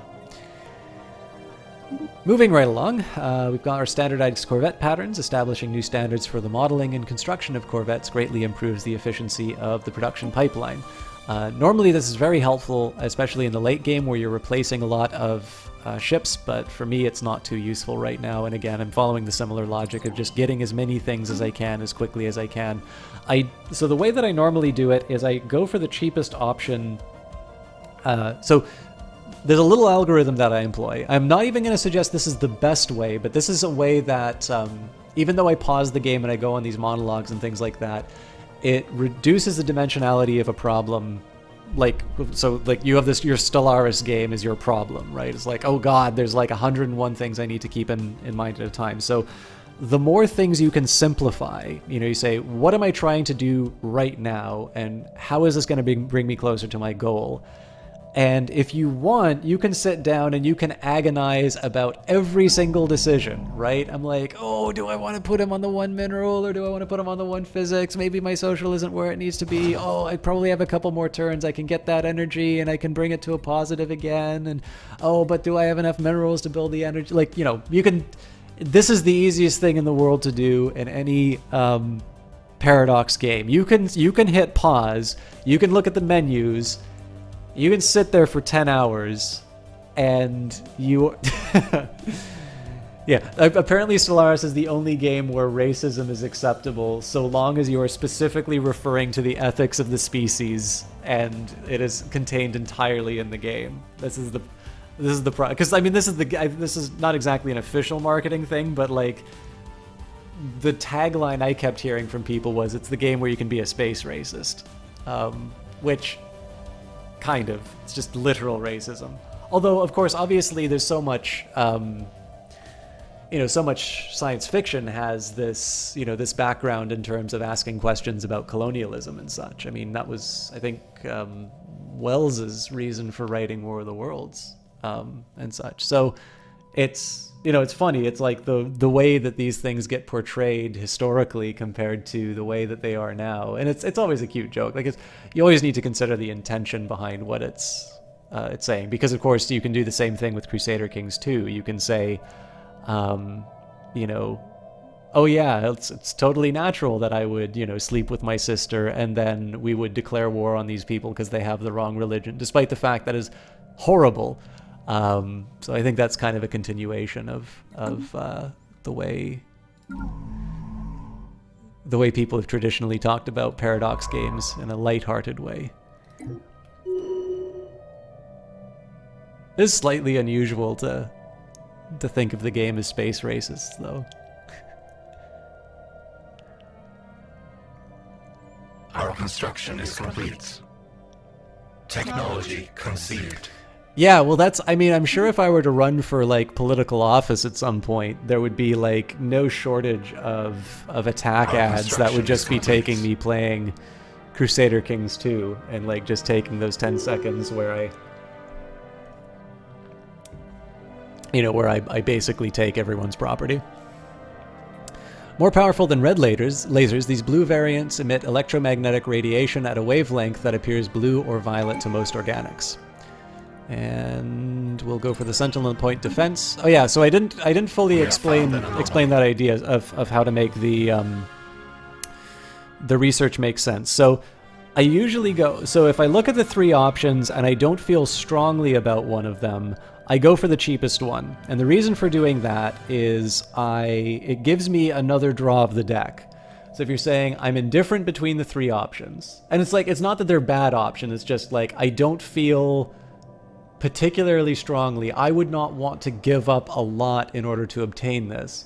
Then I go for the cheapest one because what that means, it's the shortest possible time to get another draw at the deck where it might be something that I really want.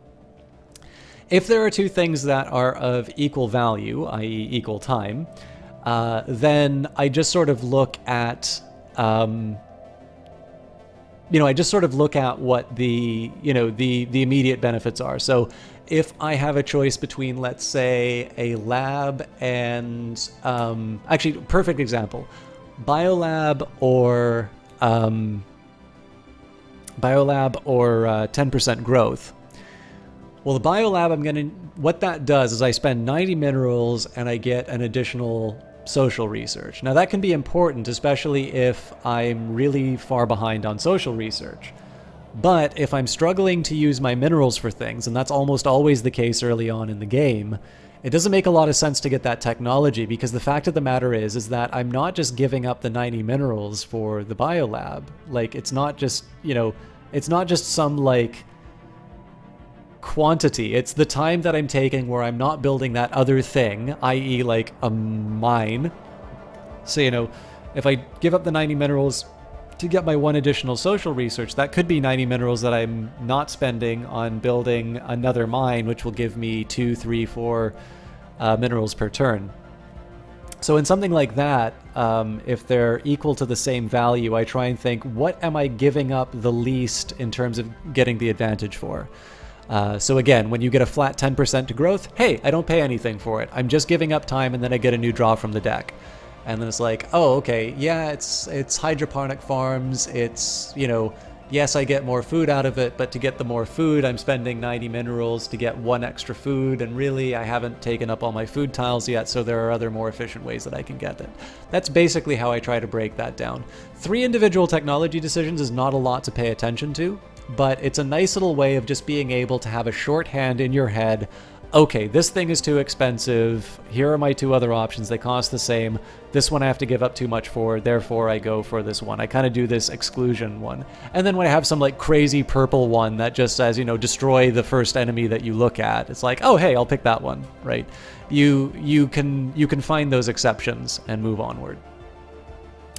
By chance, we stumbled upon a faint alien signal during the survey of this planet. The source appears to be a small object in orbit. The signal contains no message. Could it be a distress transponder? We'll find out. And we'll get the last divergence suppression. Occasionally, our unity is disrupted by a rogue drone. This threat has increased as we spread out across the stars. Purging and recycling these units gives them a chance to contribute to the hive with their deaths in a way that they could not with their lives. So, the effect on increased tradition costs caused by number of colonies is reduced by 20%. Basically what this means is if I had been doing a lot of expansion, these additional traditions would have cost more. I'm mostly doing this so that I can get the bonus for expansion, which gives me 2 extra core systems, and I get to pick an Ascension perk. Now this is a little bit of a tricky one for me. So here, I mean, again, I can do every single one of these things. You could do nihilistic acquisition. I'm not entirely sure this is good for a hive mind because I might just wind up eating whatever I pick up. But this gives me that raiding ability that I had in my Space Pirates playthrough. Interstellar Dominion is kind of nice because it gives me the same benefits that my expansion did. It's kind of minus 20% to Starbase influence cost, and if I have a neighbor, then I can also get a discount on claims. Technological Ascendancy will help me with my research speed. 1 unity will improve my my monthly unity, so I'll get 11 instead of 10.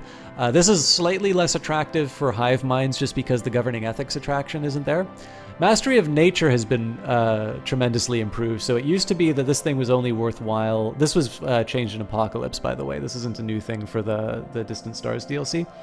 But it used to be that this was only really good at the beginning of the game because it would give you like free clearing of tile blockers. I'm thinking, like, maybe it's not free, but like it'd make it basically really easy to clear tile blockers early on. But of course, as you go through the game, you've probably already got some technology that will help you out with that. So what this has been changed to is it gives you a flat, well, not a flat, it gives you a 33% discount on all clear blockers. You still need to get the technology to be able to do it, but you can also do basically what the Netherlands did and reclaim the land from the sea or the planet or whatever. You can make your planet bigger, unless you have a 25 tile planet. So to give you an idea of how important that can be, take a look at the number of core systems I have right now. All right, so I've got 7. Let's say that I did that on, let's say that I did that on my, on all of my planets. I mean, in the best case scenario, that's like getting an extra size 21 planet. Like that's the sort of planet that people will go out of their way to pick up, right? Now, obviously, the worst case scenario is a size 7. That's not spectacular. But I mean, if you want to play the averages, I mean, the average size is 2. So basically what you're looking at, the expectation would be that, if you go for Mastery of Nature and expansion on your first run, you can basically add a size 14 planet, which is, I think a fairly decent decent call. Obviously, it's a small map, and I haven't really been expanding out, so I don't really want to do things like Imperial Prerogative or whatever. Don't really use edicts that much, and I'm not really going to have any subjects. So I think what it comes down to would be One Vision or Interstellar Dominion. I think I'm going to do Interstellar Dominion just so I can make the most of my my influence. The real question is going to be what I do for the next tradition, but we'll worry about that when it comes up. Okay, let's get ourselves some more minerals.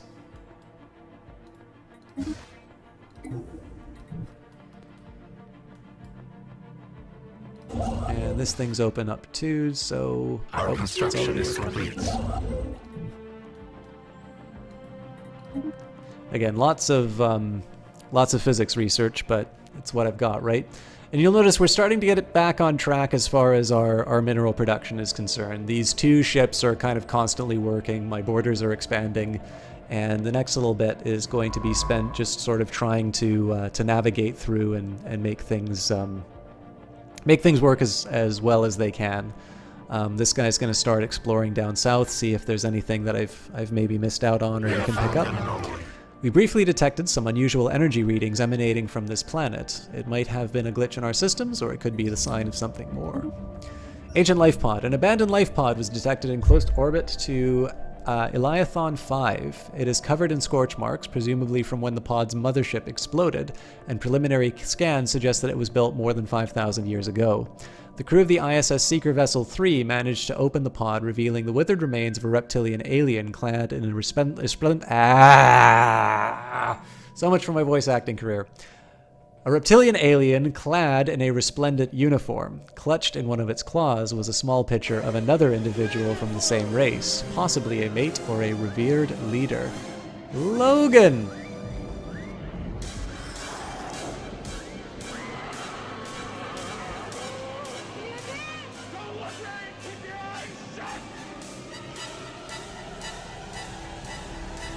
I really appreciate that, Logan. I was actually taking a look at the number, and we went from like the highest number to a slightly smaller number than I'm used to seeing for the sub-numbers. Of course, the number isn't what matters, but the people behind it. So I appreciate that, especially because I know you're not as active in chat, which is not to call you out on that, but just so much as I'm not sure if you're getting your value from your subscription, but you have continued to do so for almost a year now, and I really do appreciate that. And I just wanted to comment on that fact that, you know, you've done so despite the fact that I know, like, the reason for getting that sort of stuff are the emotes and that. I hope you are getting the most out of it, and it means a lot to me that you have continued to support the stuff that I do through your subscription. So thank you.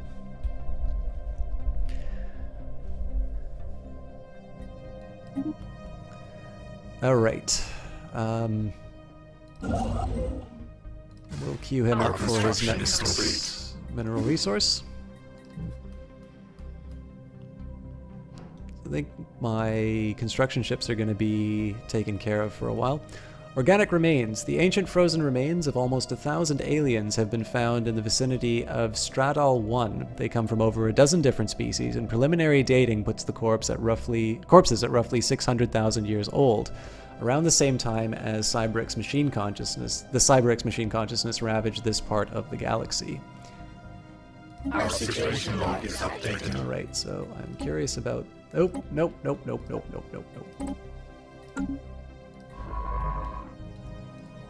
This is what I wanted. Alright, well, I'm happy to hear that, Logan. Obviously, it's not my place to tell you what is and isn't valuable, but it is definitely worth remarking on that you've been very steadfast in your support, and it's definitely not something that's taken for granted, so I appreciate it tremendously. Alright, so it seems to make sense to build a mining network on here. Again, as much as I'd like the science, I think I am going to clear out the collapsed burrows just so I can make myself whole as far as energy.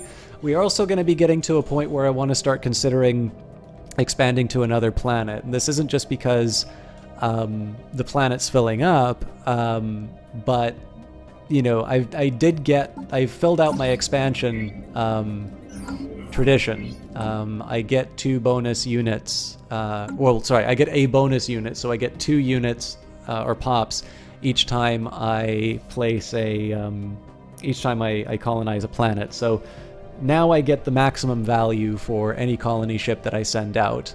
And I have more or less overcome some of my resource constraints that I had a little bit earlier on. So I'm still not quite going to send that out, but that is something that I'm going to be considering in the next little while, especially while I sort of reconsider where my expansion is going. Like, I can maybe move out to Rimmick and Elor or something like that, or maybe I want to be focusing on Shinnik and Straddle and maybe start taking up... Oh yeah, well, Hemteres is pretty much the obvious choice there. I didn't even notice that.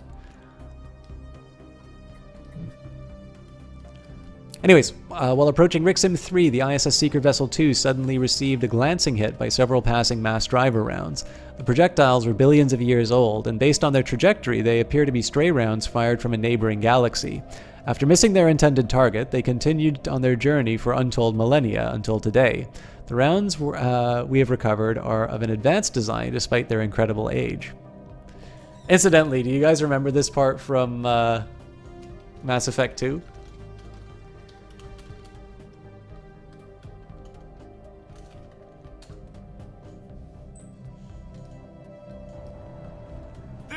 Is a 20-kilo ferrous slug. Feel the weight! Every 5 seconds, the main gun of an Empress-class dreadnought accelerates 1 to 1.3% of light speed. It impacts with the force of a 38-kiloton bomb. That is 3 times the yield of the City Buster dropped on Hiroshima back on Earth. That means Sir Isaac Newton is the deadliest son of a bitch in space. Now, our construction is complete. What is Newton's first law? Sir, an object in motion stays in motion, sir. Our construction is complete.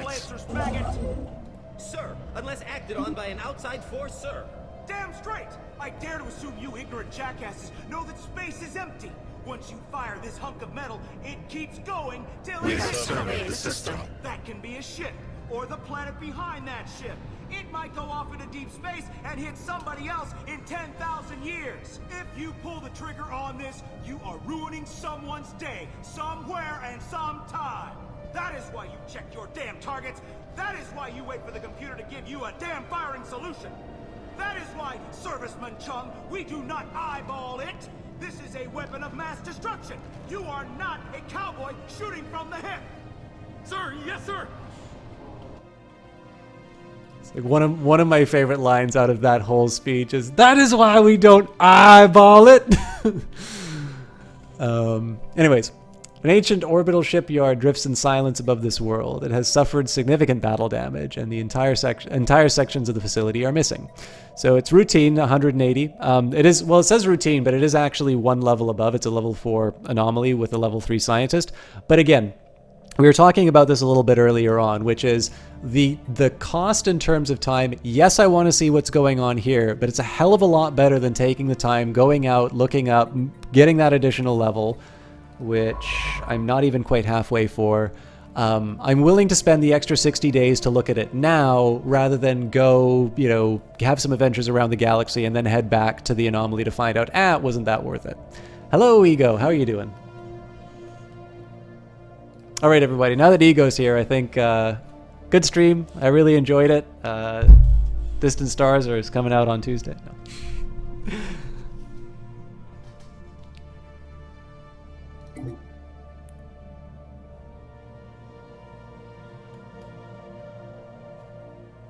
All right, so we're at early stage in the construction, so we'll wait. Project is complete. We'll basically wait the day and get the extra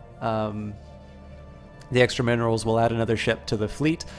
This is one thing that I've actually been falling behind on. Part of it is because I don't have any neighbors yet, and the big thing here, so even if you want to play as a pacifist empire, you do want to make sure that you have a fairly robust military. The reason for that is that if you don't, think about the time. Okay, so think about the times you do want to be an aggressive player, and you might say never. Okay, fair enough. But would you want to go to war against somebody who is prepared or somebody who is unprepared? And obviously, as long as you have information in terms of the level of, the strength of your opponent's forces, you're always going to attack when they are you know, when they're clearly weaker than you, when it's going to take them longer to be able to build up their forces to defend, then you're going to be able to accomplish your invasion. That's what we normally did. I would say I'm sorry to hear that, Ego, but you guys did knock out Canada, so I mean, I feel vindicated. No, I'm sorry to hear it. So yeah, I'm like, if you find that the AI is declaring war on you a lot, it's not because it's a warmonger, it's probably because you don't have a very strong military, and it takes a while to get these ships going. And this is one thing that I failed to do, and it's largely because I don't have a neighbor. I mean, we talked about this during Assassin's Creed 3 and the removal of France as a check on the American Revolution. You can model it however you want, but in this case, as long as you're able to, you know, what I'm basically saying is that teachers need to have guns in schools, and then the shooters will be too scared to, you know. Same and say, yeah, actually, very good point, Valu. Like, do not get me wrong, in these kinds of games, I love the building part, I love the story part.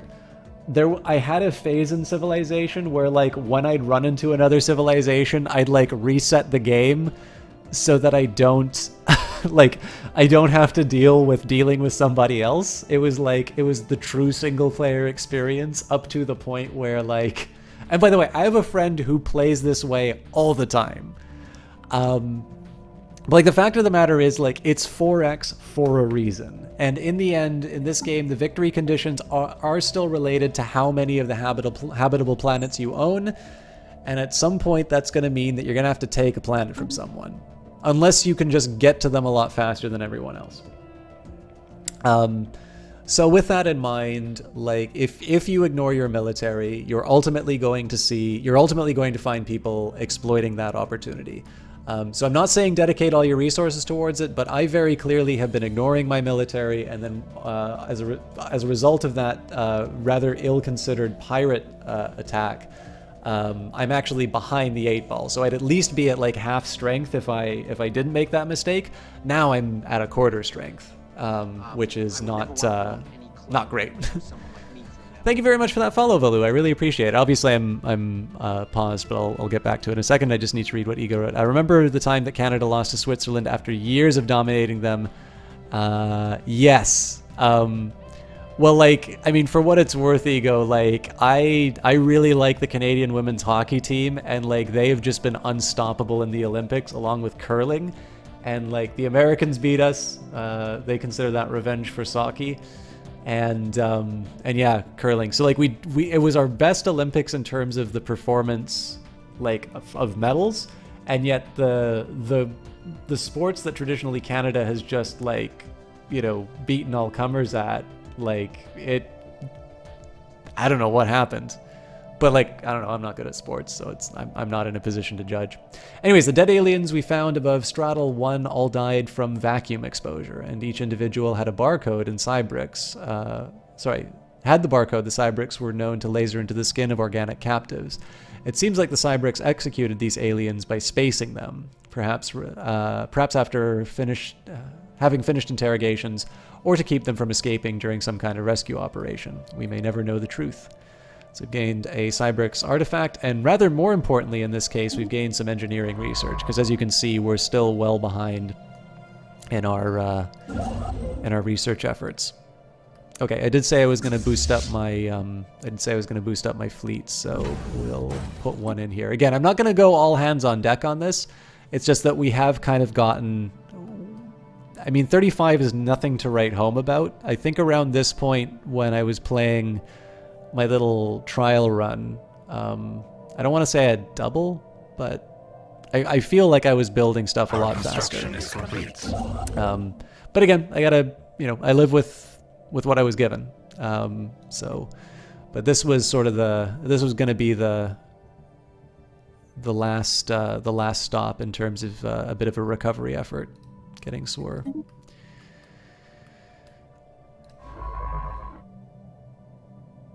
construction is complete.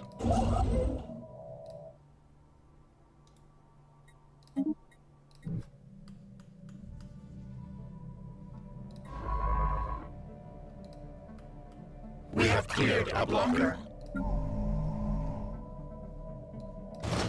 right. So, I mean, we're obviously well behind on our energy efforts. There's a ton of stuff that I can upgrade, but as you know, I've been working on sort of the orbital stations that I can build first, and then we'll just be able to catch up. And again, I know I'm going to sound like a broken record on this, but it does bear repeating. The reason why I'm doing this is it's a very simple comparison in terms of what you're giving up, and it's the reason I like repeating this point is because, again, whenever I have the experience, especially of a Paradox game with someone who's new, the experience is always one, like it's just varying degrees of shock and almost hopelessness in terms of facing the game.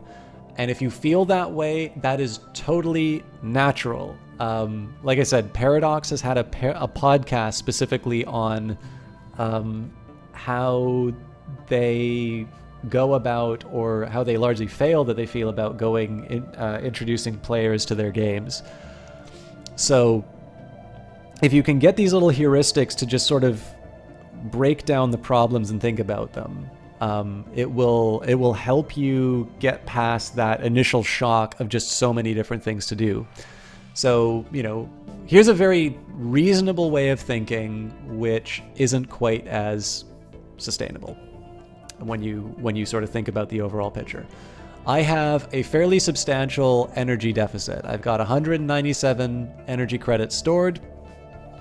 I'm losing 7.5 a turn. And this thing's not going to be done soon. You know, I want to get energy where I can. So obviously I want to upgrade my energy resources. Well, what that's going to do, my current power plant is generating 2 energy. To upgrade that power plant, I spent 90 minerals and it produces 3 energy. Well, difference between 3 and 2, I'm spending 90 minerals for 1 energy, which is the lowest possible return that you can get from a mining station. Now, we'll compare this to SWER. It's going to cost me 100 minerals for... So here's the actual full accounting of how this works, because it's also easy to lie to yourself in terms of the value of this. So you spend 100 minerals for getting SWER, the system. And I mean, obviously there's an influence cost, but we'll leave that aside because I don't really know how many... I'm sure there's a way... I mean, Paradox has telemetry on all their games. I'm sure they can actually quantify how, through playthroughs, players, you know, decide between influence and minerals and what the actual value of that is. But we'll say the influence is for free. So it's going to cost me 90 for an energy platform. So you can look at SWER and say, oh, okay, well, the center system is going to get me 4 energy. Clearly it's the better one. But the other one is 2. So I'm going to spend a total of 180 minerals. So it's 280, 1 to get the system, and then 2 to get the... 100 minerals to get the system, and then 2 90 mineral expenditures to get the total of 6.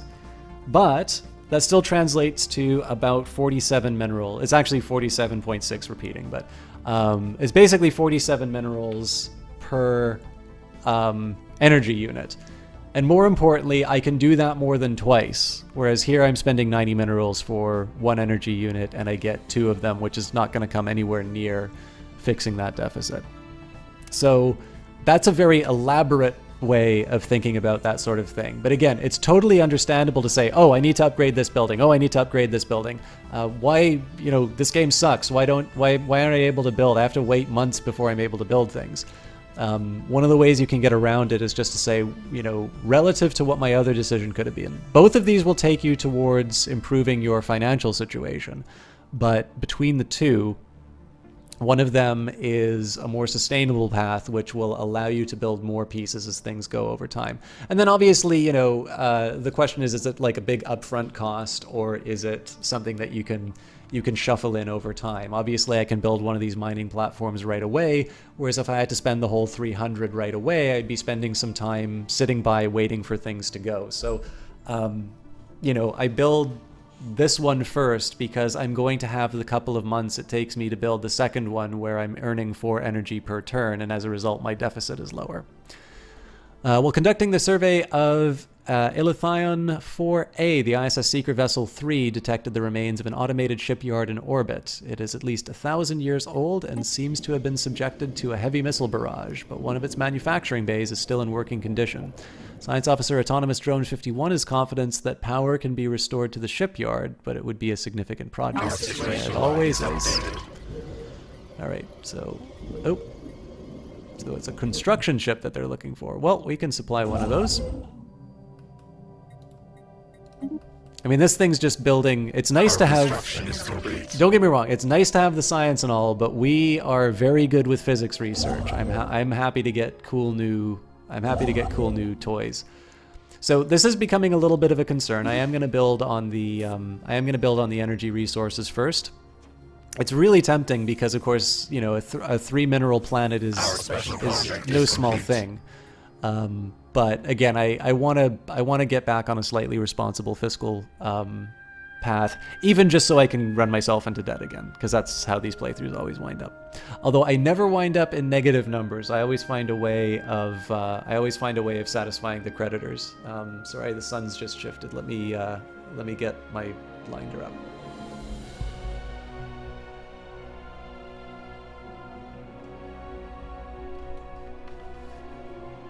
Oh, Jess, if you're listening, you'll be happy to know that the succulent is a little bit more even in its color now, so it does seem to be that it was a direct sunlight thing. We found debris on Chinook 2 from a large ship that does not appear to have been of Cybrex origin, in the crater that was once the site of their base. Our archaeologists speculate that the ship belonged to one of the organic civilizations under Cybrex attack. If so, it may have been sent to collide with the base on some kind of suicide run. No other explanation for the destruction of the base has been found. And again, additional engineering. The fact that it's the Cybrex... I actually don't recall if any of the other races give you engineering, but I do know the Cybrex does, and that's actually particularly helpful in this case because, as you can see, my engineering... Well, now it's getting a little bit better, but engineering was definitely my weakest trait. Let's see here. So I think I'm getting close to the end of construction, so I'm going to queue up another one. But if I get enough to be able to build another ship, I think I'm going to add to the Ravening Swarm. I'm not going to upgrade it. That's going to cost me... Well, I mean, 38 isn't a ton of money. But I'm going to wait. I'm going to go for the numbers first, and then I'll worry about the incremental upgrades. We've detected life signs coming from somewhere beneath the barren and lifeless surface of this planet. What manner of organism could possibly live here? I don't know, but we'll take a look.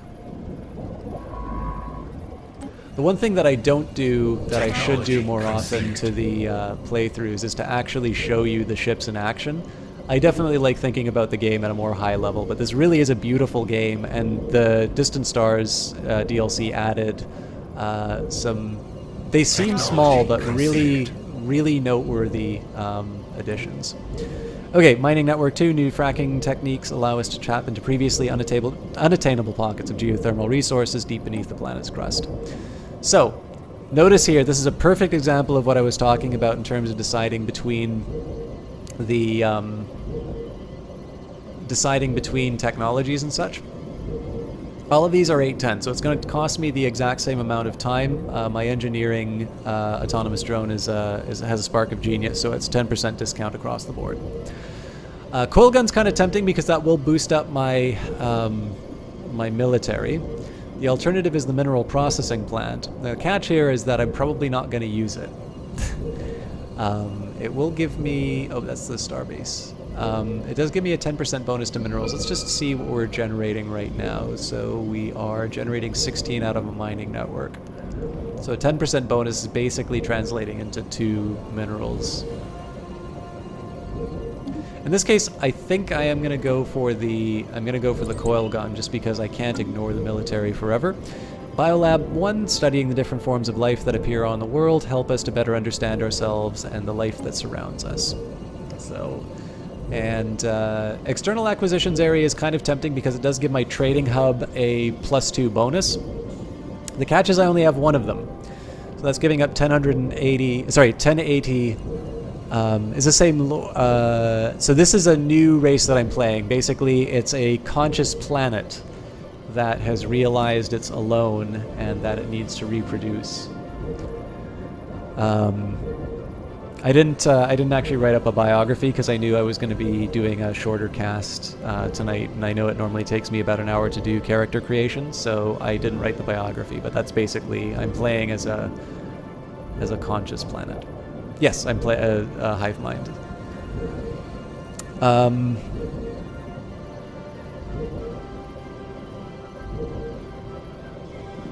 I think what I'll go for is the heritage site.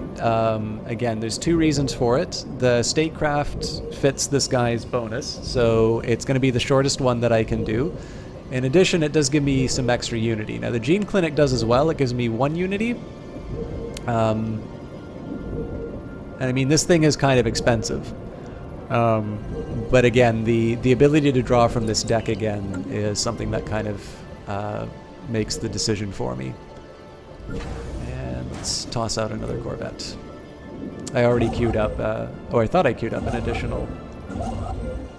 Okay, I might actually, nope, I won't be sitting idle.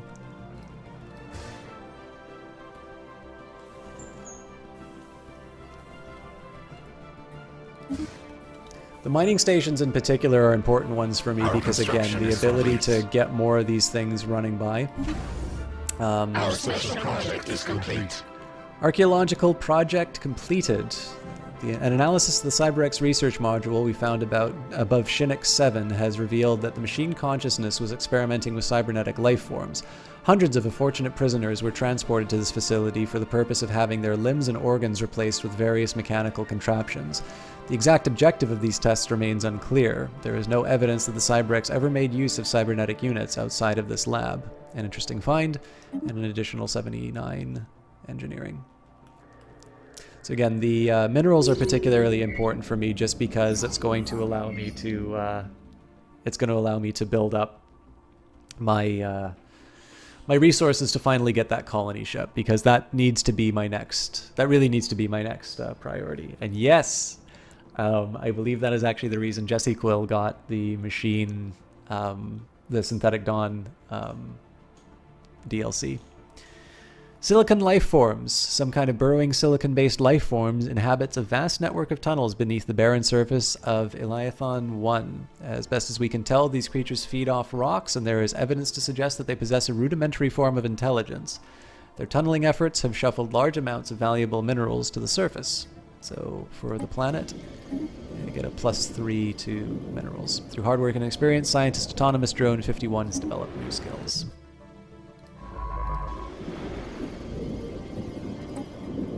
We have surveyed the system. You know, even though I own the Plantoids expansion, I've never actually watched these things work. This is kind of cool. Surveyed the system. Oh, alright, never mind. Sorry. Didn't know you were shy.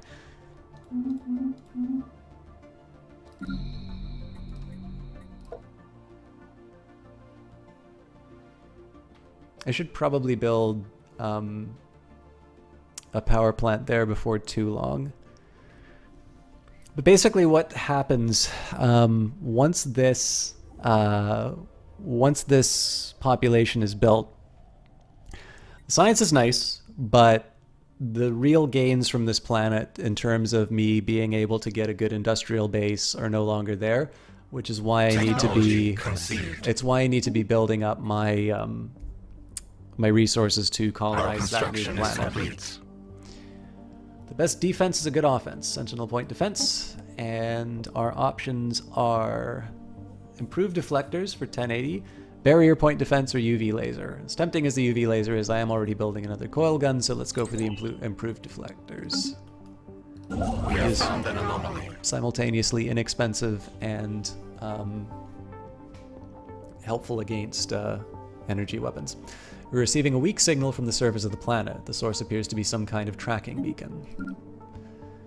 Alright, we'll get our final mining station built on Swir.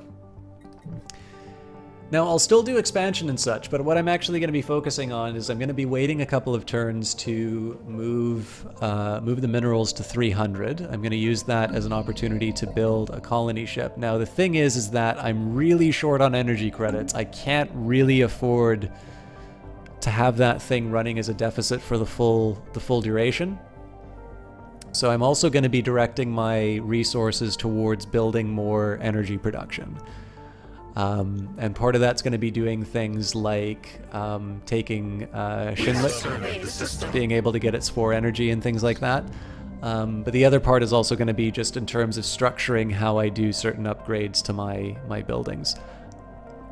The best short-range transmitter has been located on the surface. The small short-range transmitter has been located on the surface of Beskel 7.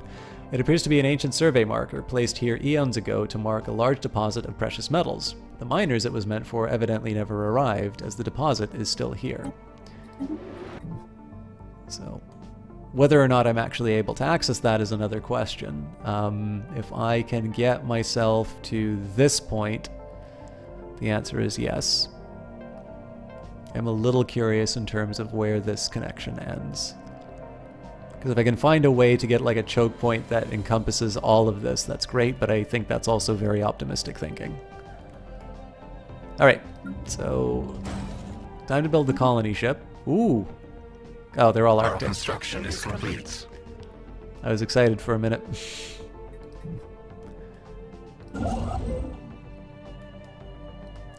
Okay, so Swir is taken care of. Let's start by building the power plant. So we're already at -4. This will even it out. Of course, it's going to take about a year, a little less. But of course, the next thing, while I said it was inefficient, this is something I can do to improve my...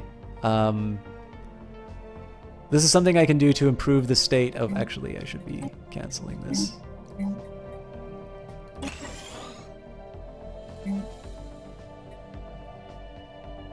I'm gonna upgrade both of these first and then build the power plant, just so I can get the benefits right away. So between this, again, it's expensive, but this gives me a total of 4 energy. Then when this thing is built, that'll give me another 2 energy. So the total change is going to be +10. And then I can start worrying about, you know, expanding, because when I expand out my outposts, I also need to pay the energy cost. So we should be able to manage the heavy debt that we'll incur by launching a colony ship. But we do need to smarten up in terms of our financial management for the next little while. We briefly detected some unusual energy readings emanating from this planet. It might have been a glitch in our systems, or it could be a sign of something more. Alright, so there's something scary in the area.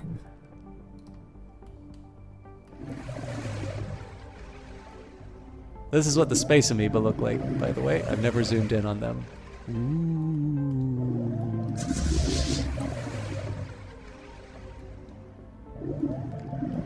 We flee the hostile swarm.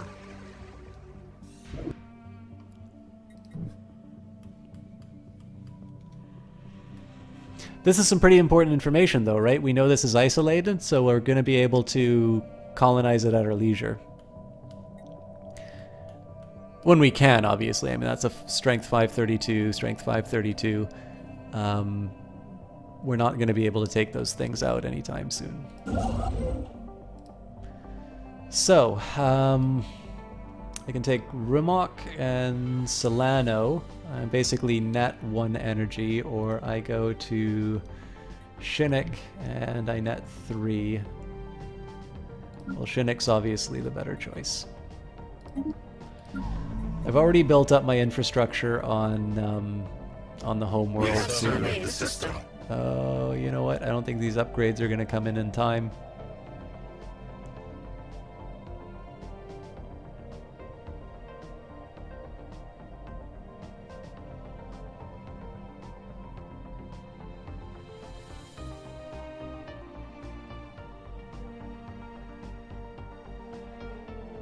Our construction is complete. Yeah, so we're now at -9. I basically have 4 months. I have 4 months where I'm able to to sustain the colony efforts, but I don't think it's going to be enough. All right, we have traced the unusual electromagnetic radiation emanating from Hadar 7 to a secret subterranean bunker hiding in a mega computer the size of a battleship. Our researchers suspect that it may have been there for several thousand years, hard at work solving every single very complex problem, the nature of which still eludes us. When the crew attempted to interact with the computer, they discovered that the facility, which appeared both abandoned and unguarded, was in fact operated by a security AI, the highest purpose of which seems to be frying its visitors alive. As the crew defeated the AI, it broadcasted a message to an unknown recipient. So we can scrap it for parts and get 100 minerals. A computer that has failed to solve a single problem in 1,000 years will serve us better as a new ship hull. We can use it to boost our own research. This requires that we keep the AI maintaining the facility offline and will cause the computer to break down within a foreseeable future. Bunkerbot modifier added for 120 months of giving a 10% boost to engineering research. In one sense, that seems very good because it helps me in my weakest research category, but because it is my weakest research category, it's not a very good bonus because it's percent-based. And we can say, let it continue its mysterious calculations. We had better not disturb it. Whatever problem the computer is trying to solve, it seems important. Ooh, what an interesting choice.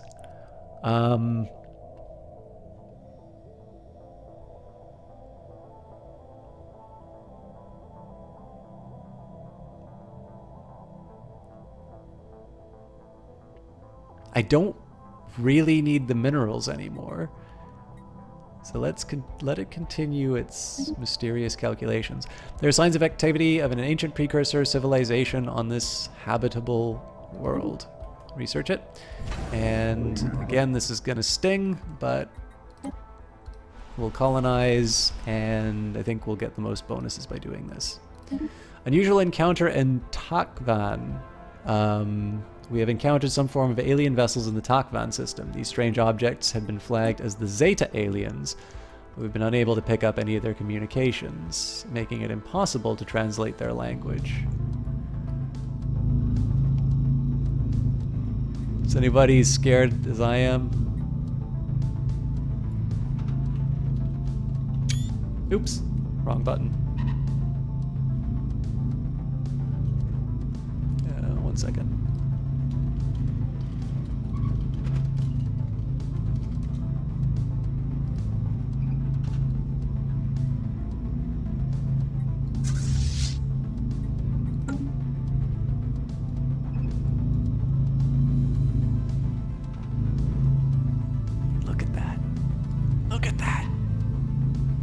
What is that?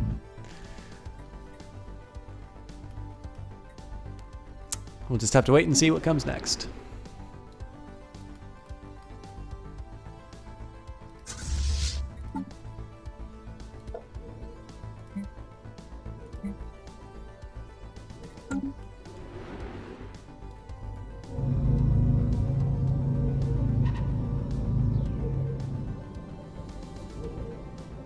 Well, at least they don't want to kill me. So one of the things that I didn't really appreciate in terms of my my plans was that it actually takes time to travel to these locations. And I think the better deal is still Shinnok, but I should also consider Spyrim for my energy needs. Anyways, what's going to happen is I'm going to hit a deficit. I'm probably going to have to shut some stuff down, or otherwise, it's just generally not going to... It'll tell you when you're running a negative. I think it shuts stuff down or something like that, but we'll get back on track. Holden 4A was originally the home world of the Indimac, another victim of the relentless expansion of the Cybrex. The moon was bombarded from orbit until the Indimac offered their surrender. Cybrex warforms then descended to the surface, initiating a program to exterminate the Indimac population that would last for 3 years. Along with 7 billion Indimac, this also resulted in the destruction of an estimated 97% of the moon's biota. Our situation log is updated.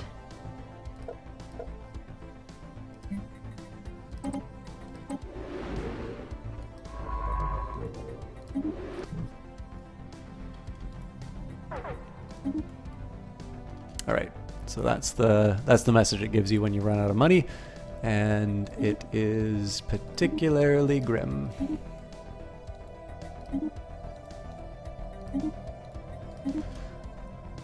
All right, we are experiencing a critical resource shortage. This has a profoundly negative impact on our empire until the situation is resolved. Minus 50% minerals, minus 50% research speed, minus 50% shipyard build speed, minus 50% army build speed, minus 50% shield hit points, minus 50% weapons damage, and robot resource production is cut in half.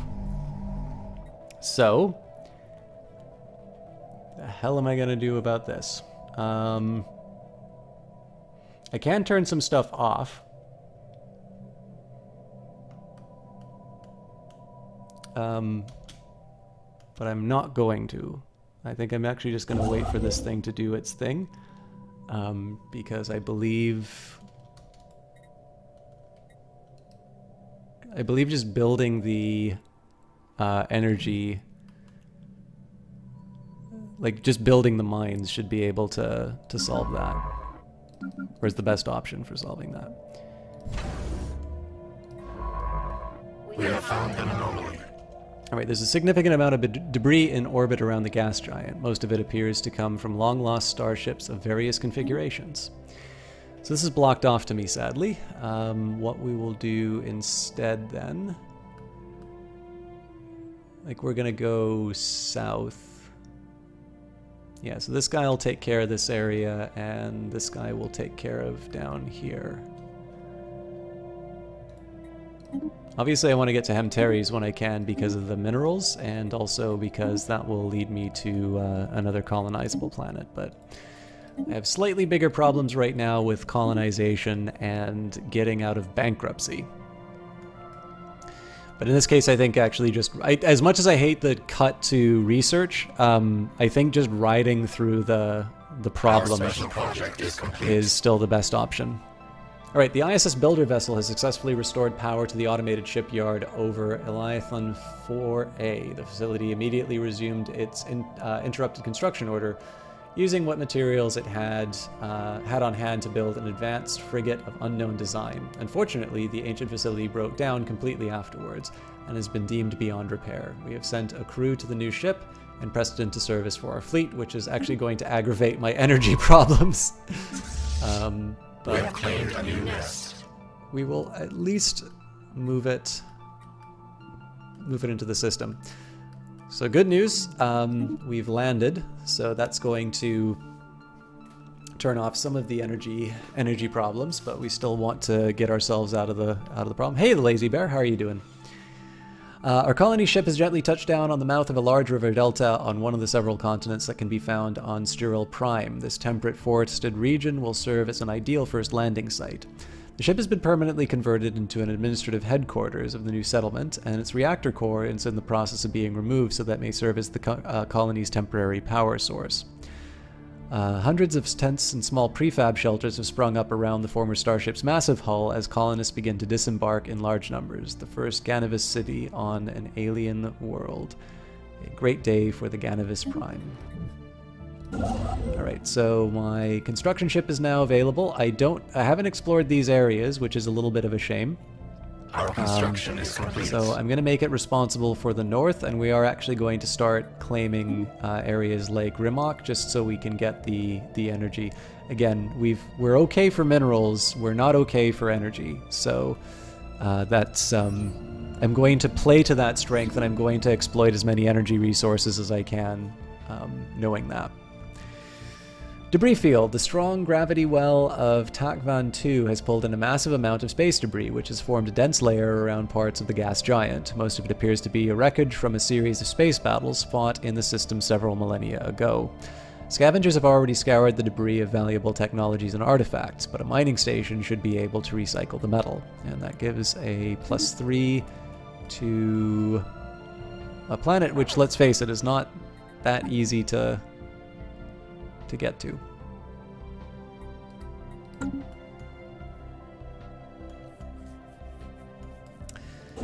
So phase 1 is taking Shrinik. What I'm going to do with this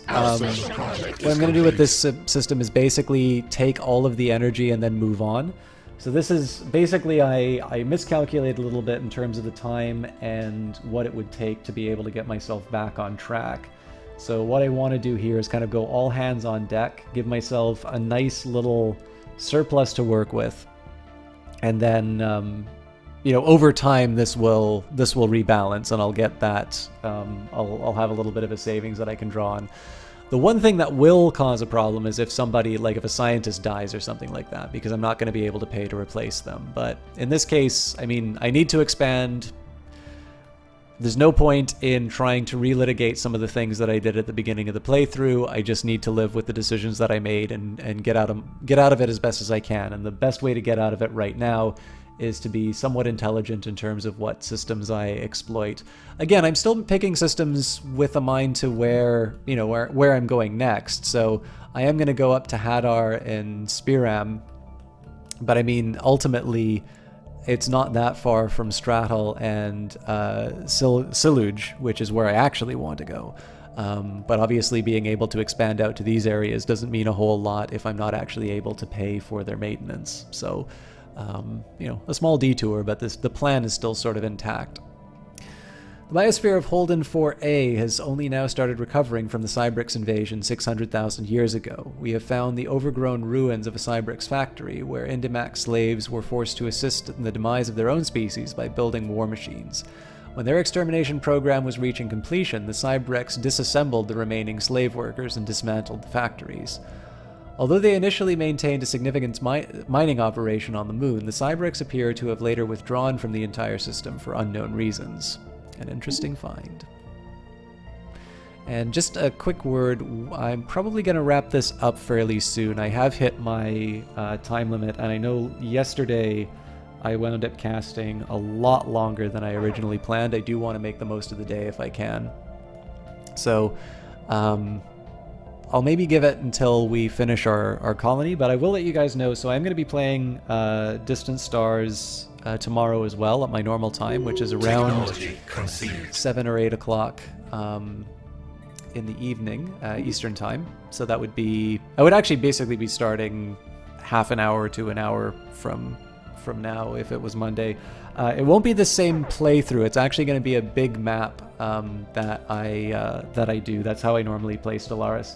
And then obviously after Monday, the DLC is released, so I'm sure a lot of you are going to be playing the game yourself. And obviously I'm very grateful to Paradox for the chance to play this a little bit early.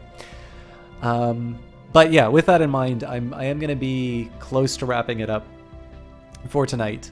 But if you are looking for the Stellaris stuff, my usual Grand Strategy Day is Monday, and it has more or less been a dedicated Stellaris day for quite some time.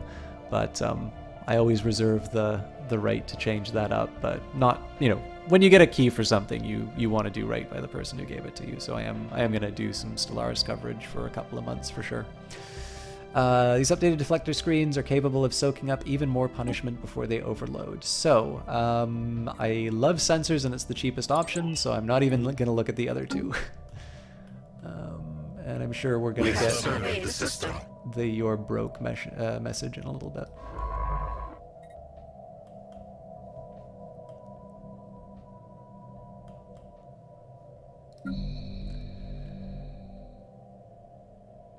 We have surveyed the system. So I'm not going to be upgrading any of these other buildings, just because if I do, what happens is I wind up paying more energy. And yes, halted due to a lack of... Oh, that's right. Okay, so actually maybe saying waiting for this thing to finish. I forgot how this works. So the reason why the deficit... the reason the deficit went away is because the... Our construction is complete.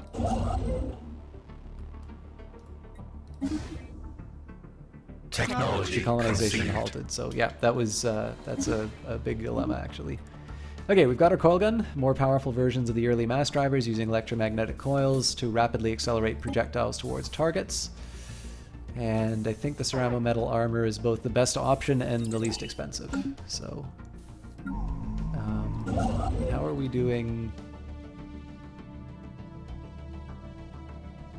I'm going to do something a little unexpected here. I'm actually going to build star bases and take the energy as I go towards that expansion I was originally going to do. I'm not going to backtrack and take Sayuj, but basically because Straddle is something that gives me an extra 2 on its own. Nope, nope, nope, nope, nope. Oh, yes, yes, yes, yes, yes. We have surveyed the system.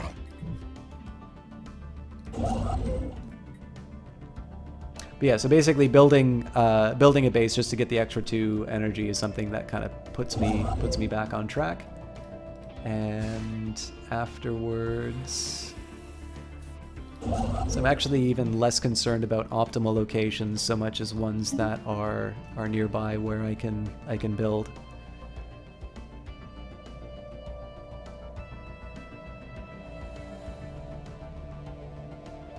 Technology conceived.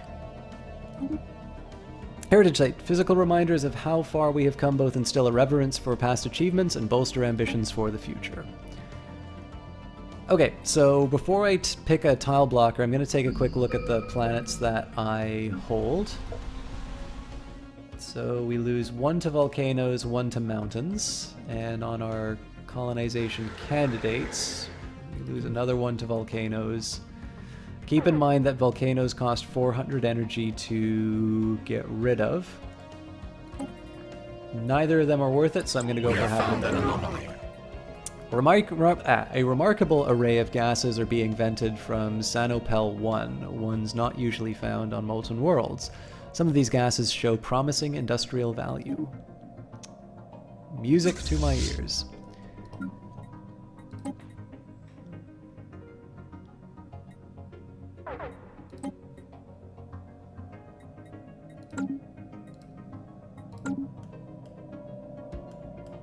Our construction is complete.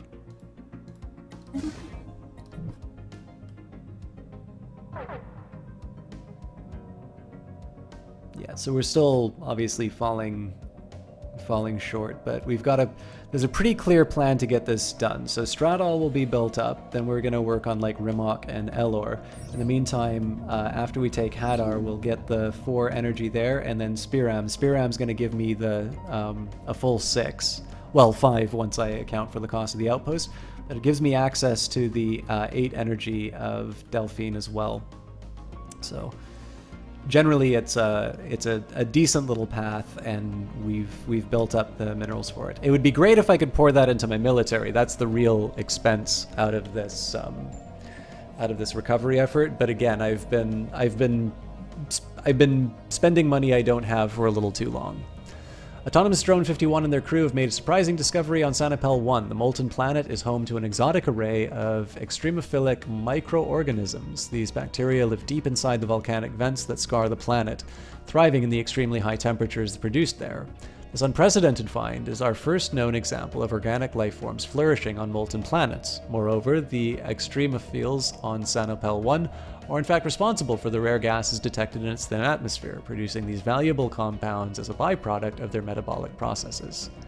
This gives us society research, and oh, this is a cool one. So there are basically, it looks like 3 different strategic resources can generate from this event, and this was a bonus to governing ethics, so totally useless to me.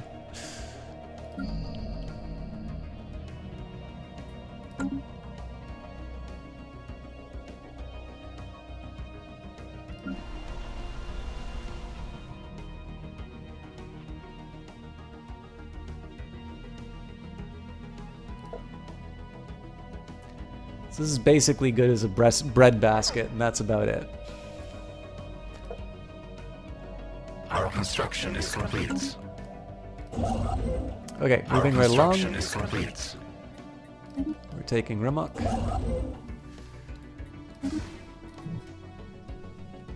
We have surveyed the system. The real dilemma, of course, is when you build in the system and you're paying the maintenance on the outpost, but you haven't got the energy yet. It feels like you're stepping back, but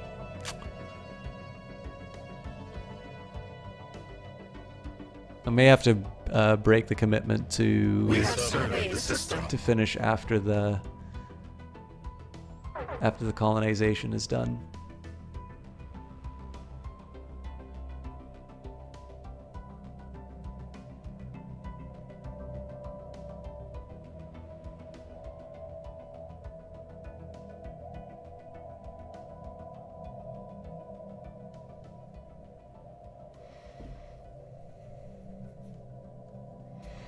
We flee the hostile swarm.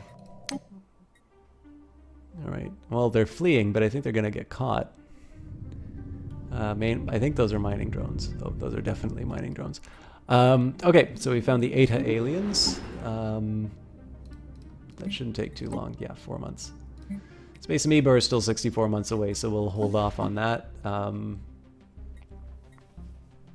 I do kind of like bonus habitability, even though I'm not really taking advantage of it because I'm broke.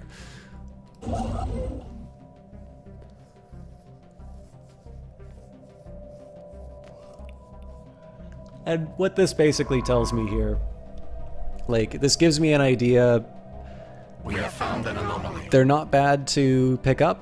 Let's make a decision. Yes, while scanning the asteroid belt, our science team found some sort of irregularity. One thing that's an interesting implication, I believe this is for like the new, it's not exactly Warp Gate, but really similar to it. I believe these are a result of it, but you have these little things that show up on your map, but you don't have clear paths to. There is a way to get them with a certain technology, but that's going to be one of the things that we explore in the longer playthrough. Ancient mining drones. Reports of deep space drones in certain systems have been investigated. The drones appear to be workers and custodians of an autonomous orbital mining operation, established millennia ago, and then soon abandoned by all but the drones themselves, judging by the state of the processing equipment. The drones possess powerful mining lasers and make obviously threatening, if not outright hostile, overtures towards Ganvian vessels when approached. They may well be old drones, but they should be kept under close watch by the Ganvius Prime, establishing a listener. Situation log is updated. So that's too much. Alright, so I need to make some decisions in terms of what I want my next steps to be. I don't have any neighbors, so I'm not so worried about domination and supremacy at the moment. Well, I guess supremacy technically I could use against like the amoeba and the mining drones, but let's pretend that I want to be a good citizen. Adaptability, I don't think we can build federations as a hive mind. We can? Oh, wild. I mean, adaptability is not bad, but it's very hard to defend as a number one option. Synchronicity is one that I've actually gotten a little bit more accustomed to.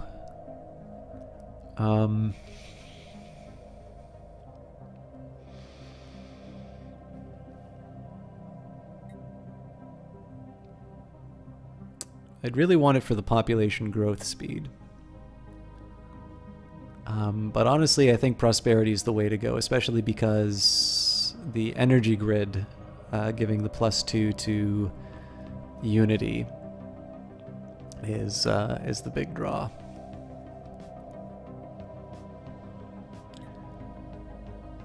So we will adopt prosperity tradition. We must build a strong, prosperous hive if we are to spread ourselves among the stars.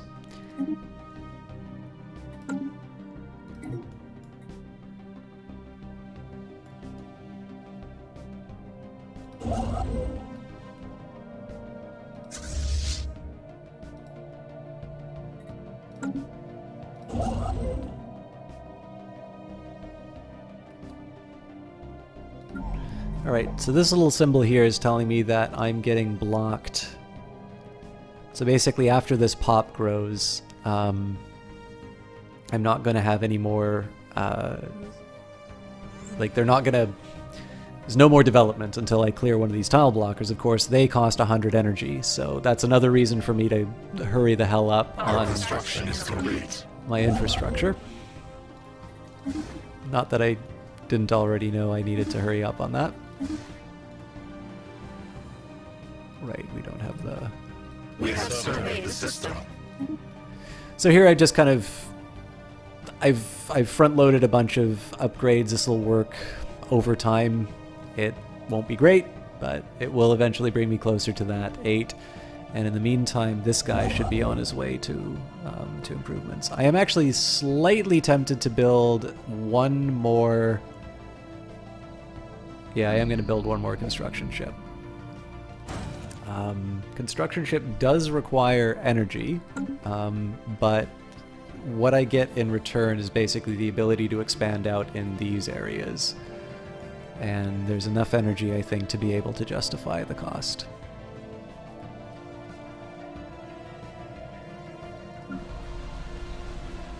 So it should be done in 2 years. Well, a year and a half. And I Our construction is think complete. I've hit this nice point where, as long as I don't do anything stupid, I should be able to... I shouldn't have any more interruptions in the colonization. I think we're going to be able to break even for the next little while. Although, again, I'm going to have to pay for this ship.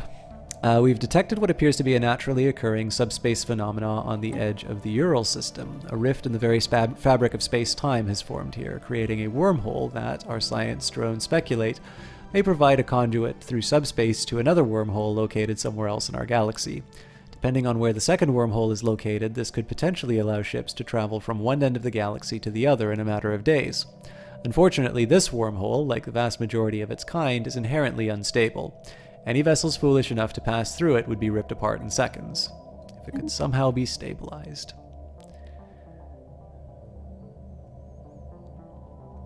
I am slightly tempted to start building out the fleet, but I think I'm gonna wait until I have a little bit more of a surplus, because I do also want to exploit things like the 15 mineral system and such. Things are generally looking okay, though, in terms of our defensive positions. So, you know, if we can claim this system, I'm sure there will have to be some point down below that I need to claim down there, but, like, that's manageable. And it looks like... Actually, hang on. Okay, so that's totally isolated, so it means that if we can get... That's actually a tricky one to hold.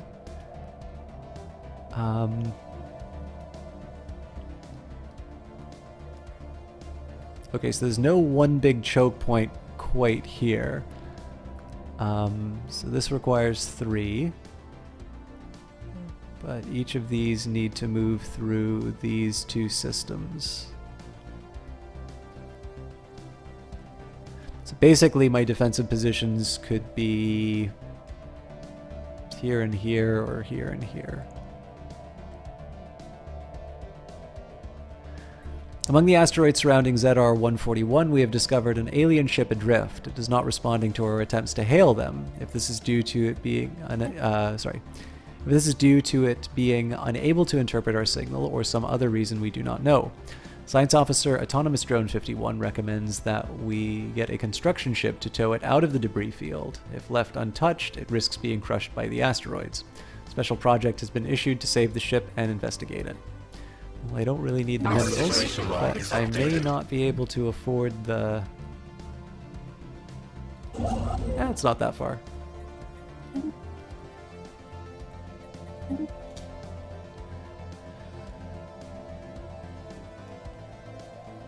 Yeah, so once I get a proper surplus, I'll start adding to the...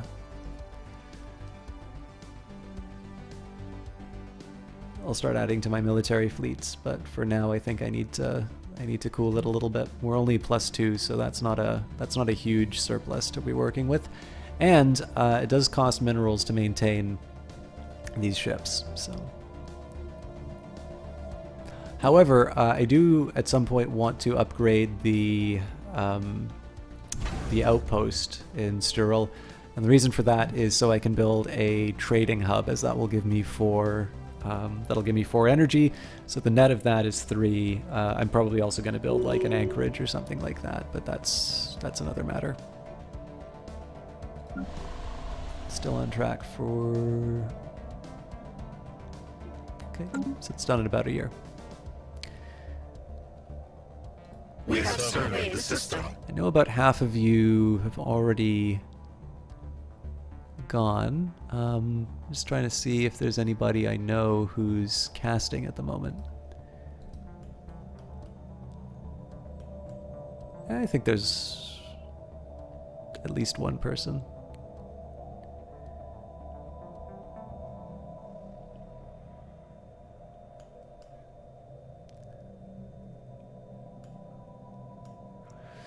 Okay, they're heading... Okay, so they're both making the star bases. We're going to see 2 energy go down as we build those, so we're still ahead of things.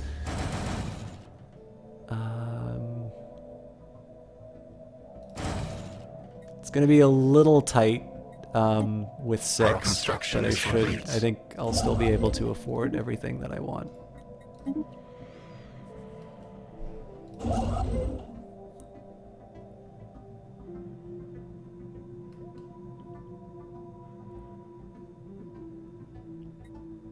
Thing is, too, of course, with a powerful enough navy, I can finally start clearing these things out, although in reality I'm going to want to upgrade them first. It's actually not that expensive to upgrade. I'll wait till we've got the full fleet. We have found an anomaly. There are signs of activity by an ancient precursor civilization in this inhospitable rock. I'm just trying to think where... Technology conceived. Getting close to the end. We've encountered some form of alien vessels in the Rulan system. These strange objects have been flagged as the Theta aliens until we can learn more about them. Well then,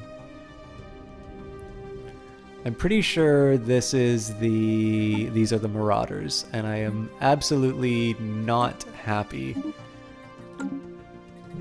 That's... Oh my god, they're neighbors. Okay, yikes. So, as much as I hate to do this, so we've got our new sensors.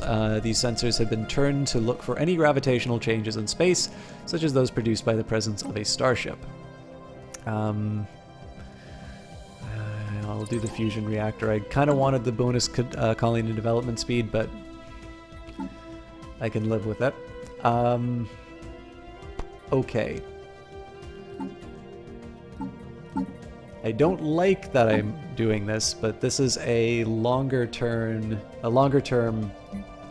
solution. So right now I'm getting a small bonus to my population growth by having this surplus of 5. I'm gonna switch to large food stockpiling. So it's gonna basically take just under 1,000 months to get my stockpile at these rates, which means that that's going to be that's the time that it's going to take for me to get that bonus back. And that's coming at a time that I'm expanding out onto new planets, which is not opportune. The thing is that this will give me tribute that I can, if these truly are the Marauders, this gives me tribute that I can use to make sure that they don't raid me, because there is no possible way I am going to be able to survive against these fleets. So basically, until I have like a 10k fleet, I don't even want to look at them. Alright, in the meantime, obviously it's the most expensive possible mining operation I can wind up with, but we will be up 7 energy net by the end of it. A new nest is born. Alright, the Antheri Braves. Oh, what an exciting placement they have. We've made first contact with the Antheri Braves, a nomadic civilization. They occupy a number of large space stations in and around the Rulan system that house the bulk of their massive numbers in crowded and squalid conditions. Despite this, or perhaps because of it, they seem to have developed a strong martial culture. Life in the cold void has become second nature to them, and they are very adept at space warfare. There is no Antheri central government to speak of. Instead, they are divided into several different factions that vie endlessly with one another for resources and for respect. Given their large population and the shipbuilding capability of their stations, this constant infighting is the only thing keeping them from growing into a significant threat to galactic peace. Outsiders, we are the Antheri. Unlike the civilized star nations of the galaxy, we have no single master to lord over us, but I have been chosen to convey this message to you on behalf of the houses. Do not try to impose your soft and effete ways upon us. You may freely send your alien ships into Antheri territory, but do not expect them to return. Our warriors will welcome the diversion, however. Transmit on this frequency only if you wish to offer tribute, or if you have need of mercenaries, as well as a means to pay for them.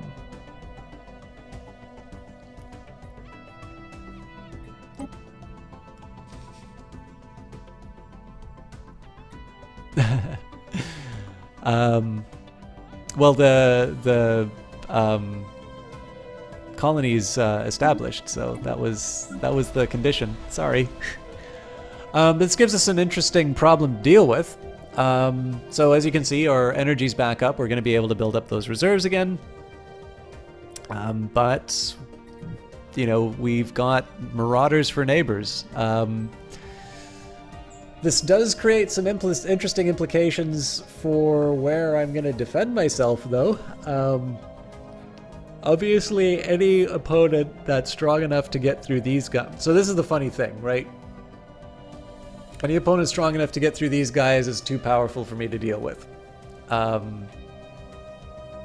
just need to make sure that these guys don't get too annoyed with me. Otherwise, I'm going to lose all this stuff in the area. I'm already neighboring them on one area, so I'm probably gonna finish building the starbase here. Build the starbase on Elor. I don't think it'll hurt to expand out to these areas here. If I want to go out to the rest of space, I obviously have to go around the raiders. If they do unite underneath a Khan, I'm either going to lose a lot of territory, or I basically need to offer tribute immediately. That depends on when that happens. Let's take a look. We are definitely going to be able to clear out some of the... we're definitely going to be able to clear out the wastelands in time to build another pop, so we're good there. And on this world... I hate to do this because I actually need the social research, but I'm going to start them off on the food tile. Because food's kind of important if I'm going to be throwing tribute at the bad guys. I don't know. I might keep this in my pocket. I'm not going to delete the save. It's possible that the save may not work once the beta... or not beta, but like once the once the full thing is out, once the press branch is no longer the only way I can play Distant Stars. But I hope you guys had as much fun watching this as I did playing it.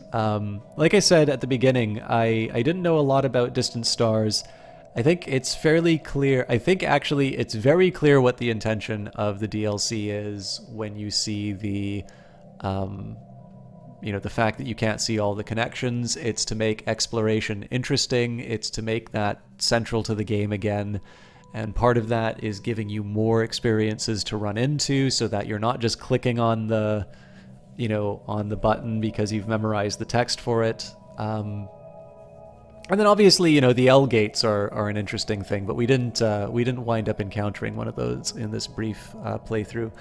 We'll more likely, I think it's going to be a little bit more likely that we see it in the full playthrough that we start tomorrow, though, because that will be on a much bigger map. So I don't know how good it was for education. I did originally want it to be something that, at least for the opening turns, you could sort of understand how I approach the beginning of a game, but I I mean, I don't really do tutorials, and I think I might have spoken a little too quickly through it. I might have taken a little bit too much for granted.